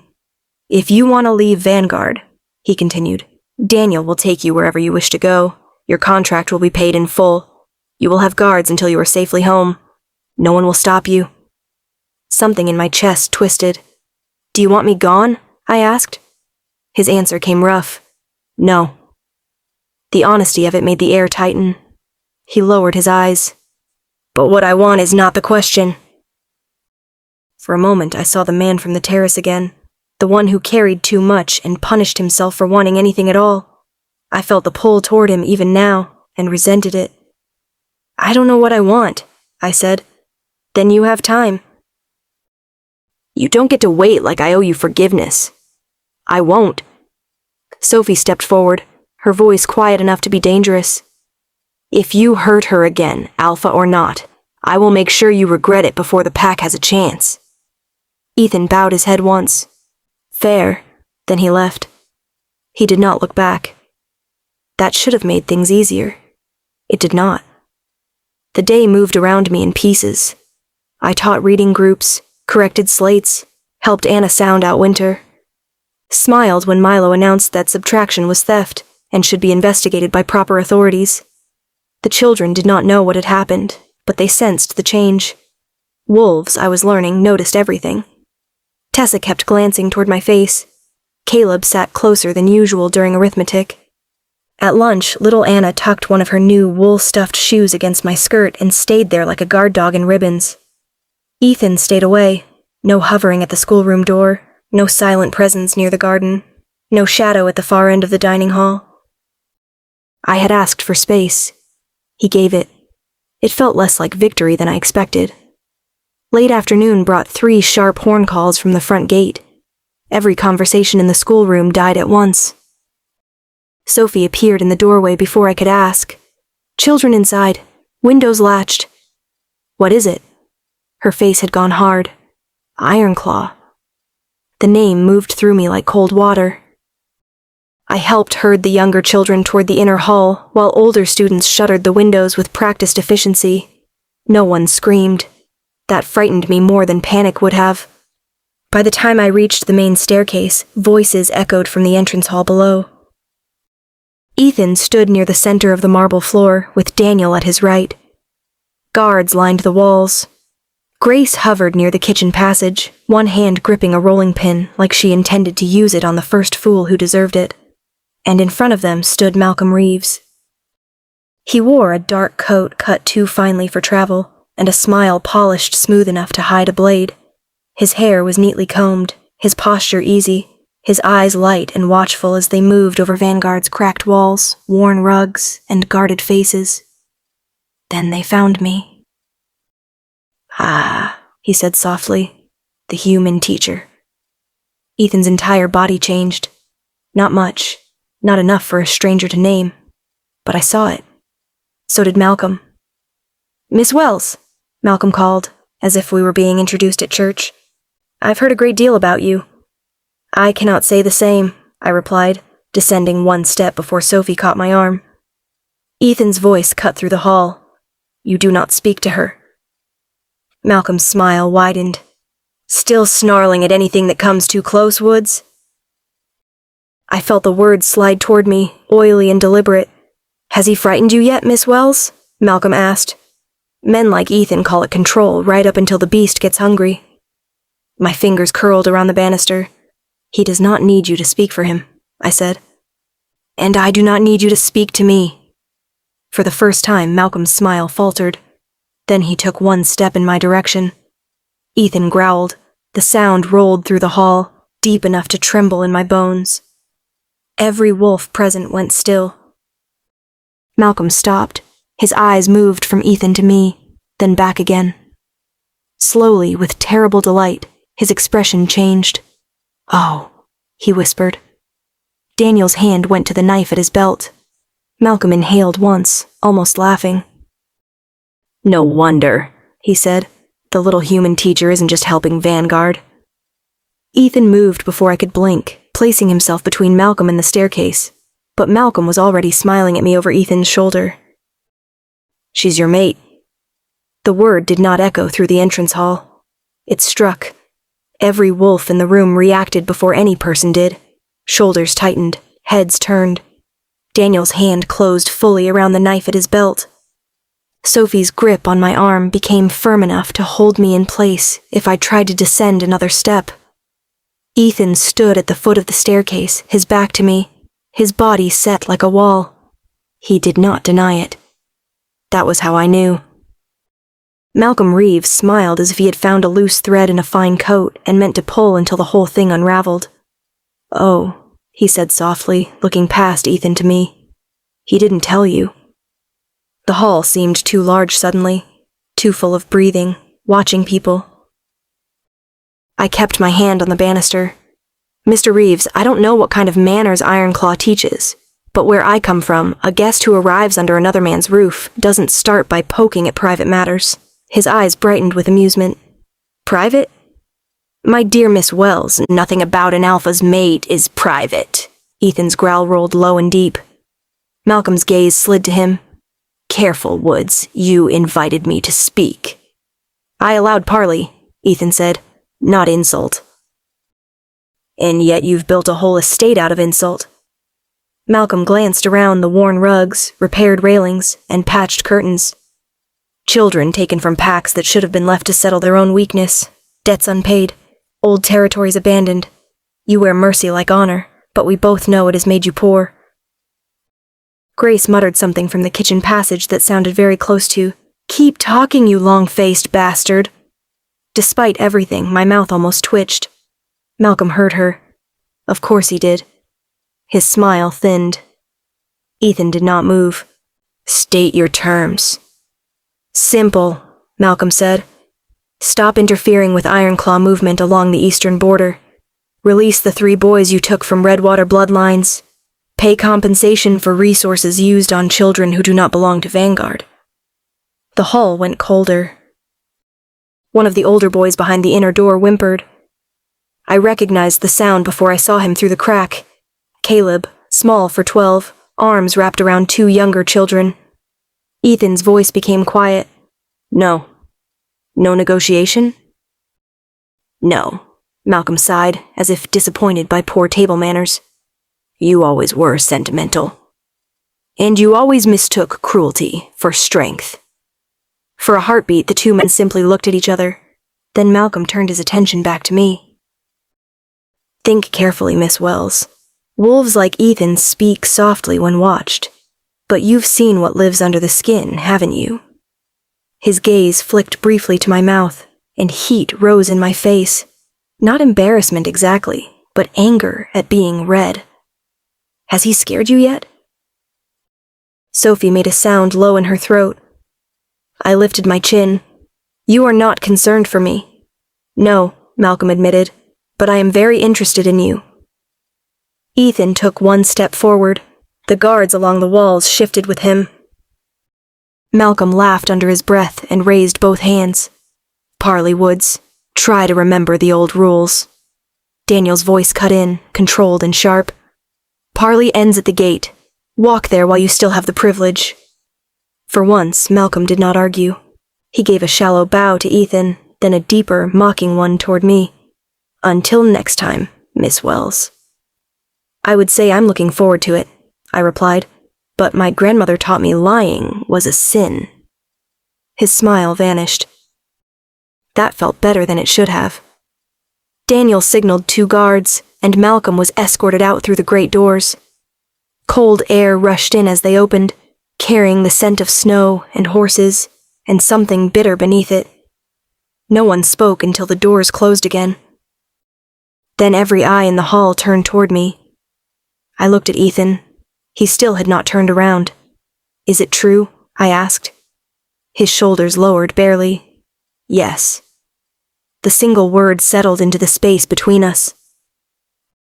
Something inside me hurt, not the sharp fear from the kitchen, but a slower ache, the kind that came when someone had stood close enough to tell the truth and chosen silence instead. Sophie squeezed my arm. Alma, I need to speak with him. Ethan turned then. His face was unreadable to anyone else, perhaps, but I had learned enough of him to see the strain around his mouth, the exhaustion in his eyes. Only, if you want to, he said. I know what I want. My voice did not shake. I was proud of that. Your study. Daniel looked as if he wanted to object. Sophie looked as if she wanted to come with me and bring a weapon. I touched her hand gently. I'll leave the door open. Ethan's expression shifted. Pain, acceptance, shame. He nodded once. We walked to the study without speaking. The door stayed open. I chose the chair nearest to it. Ethan noticed. Of course he did. He remained standing by the desk, leaving half the room between us.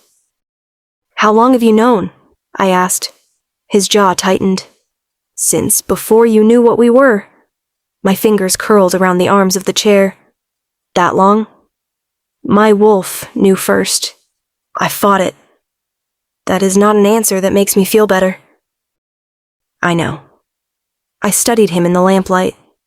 The mark from my slap had faded, but I could still see it because I remembered where my hand had landed. Were you ever planning to tell me? Yes. When? After I guessed?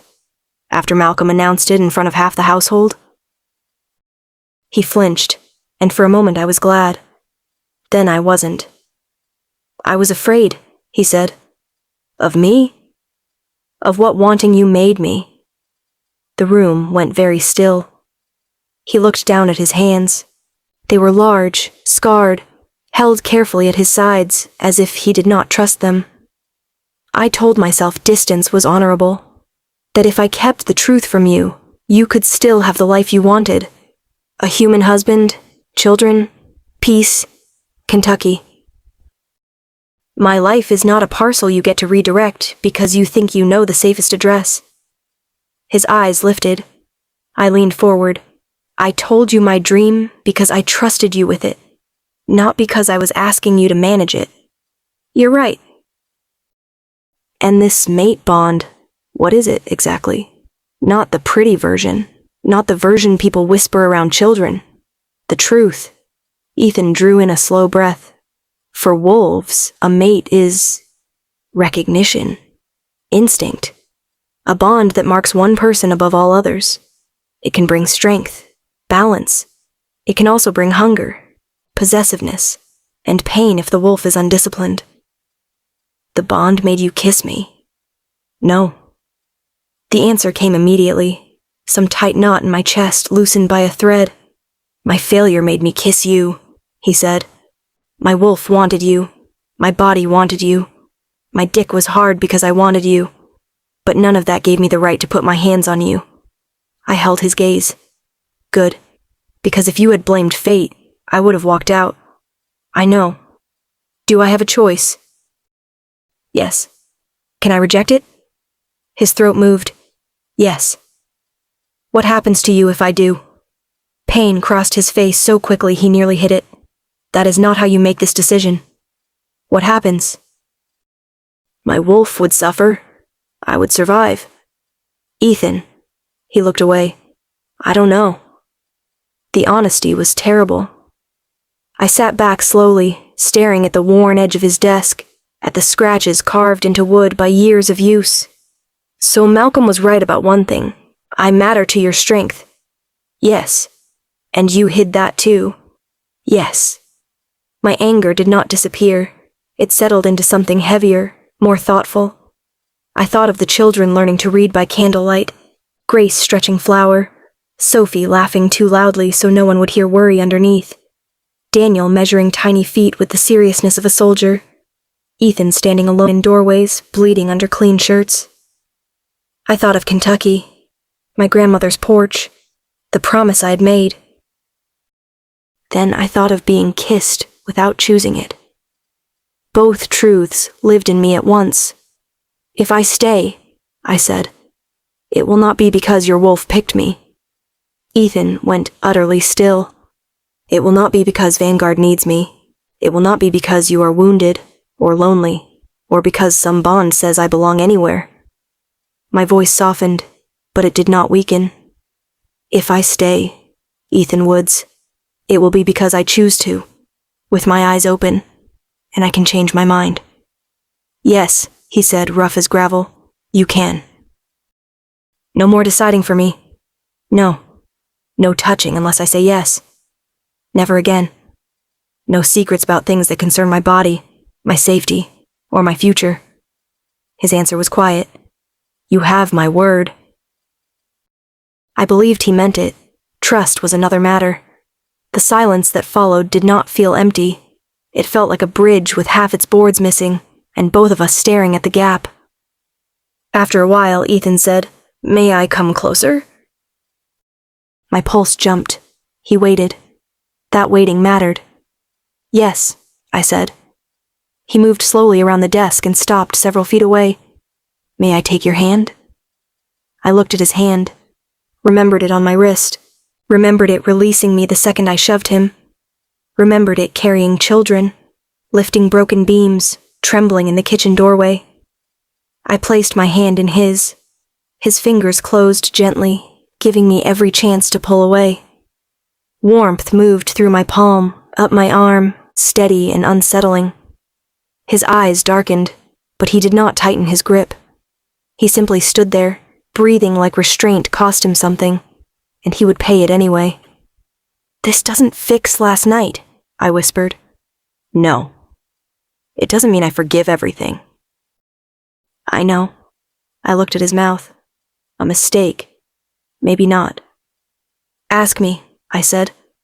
His breath caught. For once, the powerful alpha looked almost uncertain. May I kiss you, Alma? My name in his voice was careful this time. Not a claim, a question. I stepped closer. Yes. His free hand remained at his side. He bent slowly, giving me time, giving me space, until his mouth touched mine. This kiss was nothing like the kitchen. It was restrained, warm, almost aching in its gentleness. He did not take. He waited, and I chose the pressure, the brief lean, the small answer of my lips against his. When I stepped back, he let me. His eyes opened slowly. Something fragile passed between us. Not forgiveness, not surrender. A beginning. Then the estate shook. A thunderous crack split the night, followed by a horn blast from the north ridge. Screams rose from the children's wing. Daniel appeared in the open doorway, blood already streaking one side of his face. Ironclaw breached the wall, he said. They're inside. For half a second after Daniel spoke, no one moved. Then Ethan changed. Not into a wolf. Not yet. But the man in front of me became something older, sharper and utterly awake. The tenderness from our careful kiss vanished beneath command. His shoulders squared, his head lifted. The air in the study tightened until every breath felt deliberate. "How many?" Ethan asked. Daniel wiped blood from his brow with the back of his hand. "At least 12 through the north wall. More in the trees. They used silver hooks on the stone. Children? Inner corridors are holding. For now." For now. The words went through me like cold rain. Ethan turned to me. His eyes were dark, but not wild.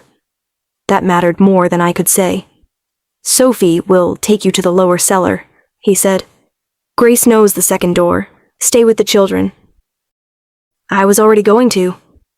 Something flickered across his face. Pride, perhaps. Fear, too. He took one step toward me, then stopped himself. "May I?" he asked, his hand lifting only slightly. "Even with the estate shaking around us?" he asked. My throat tightened. "Yes." His palm touched my shoulder, warm and steady, there for only a heartbeat. "Stay alive," he said. "You first." The corner of his mouth moved, almost a smile, but another crash shook dust from the ceiling before it could become one. Daniel looked between us. "We need to move." We did. The hallway outside the study had become a storm of feet and voices. Guards ran toward the northern wing with blades drawn. Somewhere below, a wolf snarled, the sound answered by another from beyond the shattered wall. Smoke drifted through the corridor, bitter and thin. Sophie appeared at the top of the stairs with her hair half fallen from its braid and a knife in each hand. "Finally!" she snapped.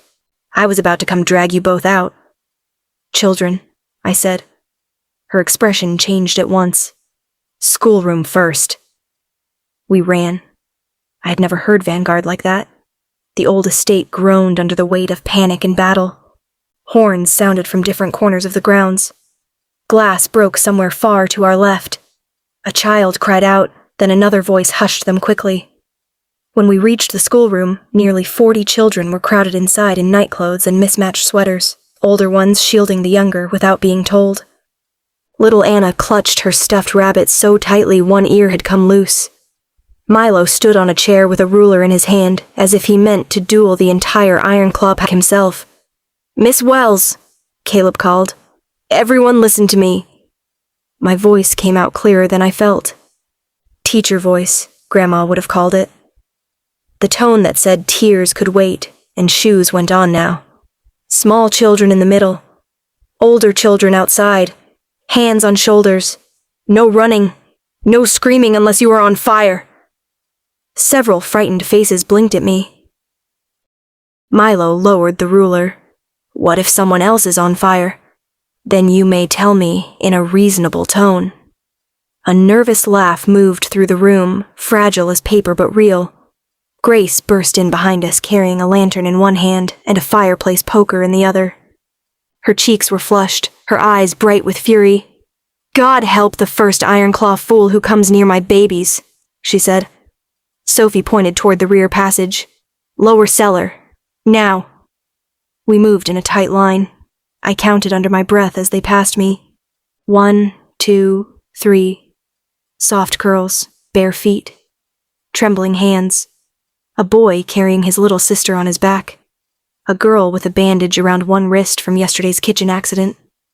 Children who had already lost too much, walking silently because terror had taught them discipline.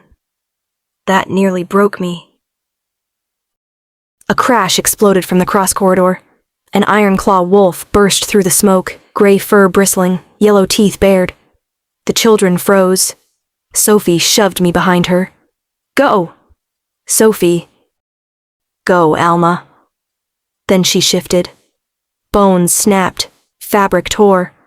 One moment my friend stood before me with knives in hand, and the next a lean brown wolf hit the floor, lips peeled back from sharp white teeth.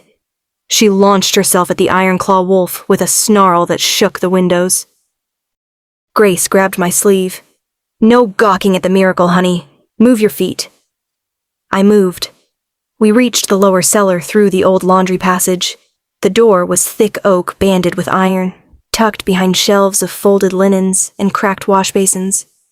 Grace hauled it open, and I ushered the children down the narrow steps. The cellar smelled of apples, dust, and damp stone. Lanterns had already been lit along the walls. Blankets lay stacked in one corner. Someone had prepared this room long before tonight, and the thought made my stomach ache. "Sit along the wall," I told them. "Backs to stone. Little ones between older ones." Grace barred the door once the last child passed through. I counted again, and stopped. 38. My heart kicked hard. I counted a third time. Slower. 38. "Where is Anna?" Caleb's face crumpled. She dropped Bunny. She went back. I tried to stop her. For a moment, the cellar tilted beneath me. Grace turned toward the door. "I'll go." "No," I was already moving. "Stay with them. They need you here." "Alma, she is my student." Grace's hand closed around my arm, not hard, but desperate. "You are human." "I know." That did not make Anna less alone. I slipped through before she could argue again and pulled the door shut behind me. The passage outside had filled with smoke. I kept low, one hand brushing the wall, the other gripping the iron poker Grace had shoved at me at the last second. My heart hammered so loudly, I wondered if every wolf in Ohio could hear it. Last night, I was frightened by Ethan's hunger, by his wolf, by his body and the hard truth of his dick pressed too close when I had not chosen it. Tonight was different. Tonight, I was frightened, and moving anyway. A small sob led me back toward the schoolroom. "Anna?" I called softly. The answer came as a whimper. I pushed open the door. Anna stood near the reading corner, rabbit in her arms, eyes wide and wet. Malcolm Reeves stood behind her with one hand resting on her shoulder. My blood went cold. He looked almost untouched by the chaos outside. His fine coat was torn at the sleeve, and a smear of blood marked his jaw, but his smile remained polished and cruel. "I wondered how long it would take," he said. "Teachers always run toward crying children." I tightened my grip on the poker. "Let her go." Anna's lower lip trembled. "Miss Alma." "Look at me, baby," I said, keeping my voice steady by force. "Just me. Remember how we breathe before spelling tests?" She hiccuped. "In through your nose, out through your mouth." Malcolm's fingers flexed on her shoulder. "Touching. Ethan collects broken children, and you teach them courage." "No," I said. "They already had courage. I teach reading." His smile thinned. A growl rolled through the doorway behind me. Ethan stood there. No, his wolf stood there. He was enormous, black as the spaces between trees, shoulders nearly filling the doorway. His eyes burned gold, but they were not empty with rage. They found me first, then Anna, then Malcolm. He did not rush. He waited. Malcolm noticed too. "There he is," Malcolm murmured. "The great alpha, finally awake." Ethan's wolf lowered his head, silent and deadly. Malcolm drew a silver blade from inside his coat and placed it near Anna's throat. Every part of me wanted to scream. I did not. "Call him off," Malcolm said. I stared at Ethan. He stared back. In that impossible second, I understood what he was giving me. Not command, not possession, trust. I shifted my gaze to Anna. "Do you remember our fire drill?" Her eyes flicked to me. "When I say down," I whispered, "you drop." Malcolm's smile sharpened. "What are you mumbling about?" "Down." Anna dropped like a stone. I threw the poker at Malcolm's face. He jerked back with a curse, the silver blade flashing away from Anna as Ethan moved. The black wolf crossed the room faster than my eyes could follow. He struck Malcolm hard enough to crack the wall behind him. I lunged for Anna, scooped her against me, then rolled beneath a table as Malcolm shifted with a horrible tearing sound. Gray fur, Snapping jaws, blood on the floor. The two wolves collided. The schoolroom became violent and thunderous. Desks shattered, books scattered. The alphabet cards I had pinned so carefully to the wall fluttered down over claws and teeth. Ethan fought like no creature I had ever seen. Not wild, not lost, but controlled. Every movement had purpose. Every strike pushed Malcolm farther from us, farther from the door, farther from the children hidden below. Anna sobbed into my shoulder. "I've got you," I whispered, holding her tight. "I've got you." Daniel appeared in the doorway with 3 Vanguard fighters behind him, all bloodied, all armed. No one stepped in. They did not need to. Ethan drove Malcolm to the floor. The gray wolf struggled once, twice, then Ethan's jaws closed at his throat. Not biting down. Not yet. The room went still except for Malcolm's ragged breathing. Daniel's voice was low. "Yield." Malcolm shifted back slowly beneath Ethan's weight, blood at the corner of his mouth, one cheek pressed to broken chalk and splintered wood. For the first time since I'd met him, he looked afraid. Then he smiled. "Too late," Malcolm rasped. Ethan's growl deepened. Malcolm's eyes slid past him and found me. "You thought I came for the Alpha?" he whispered. "No, Miss Wells. I came to see where Vanguard hides its heart." A horn sounded beneath the floor. Not outside, below us, from the cellar. Then Grace screamed my name.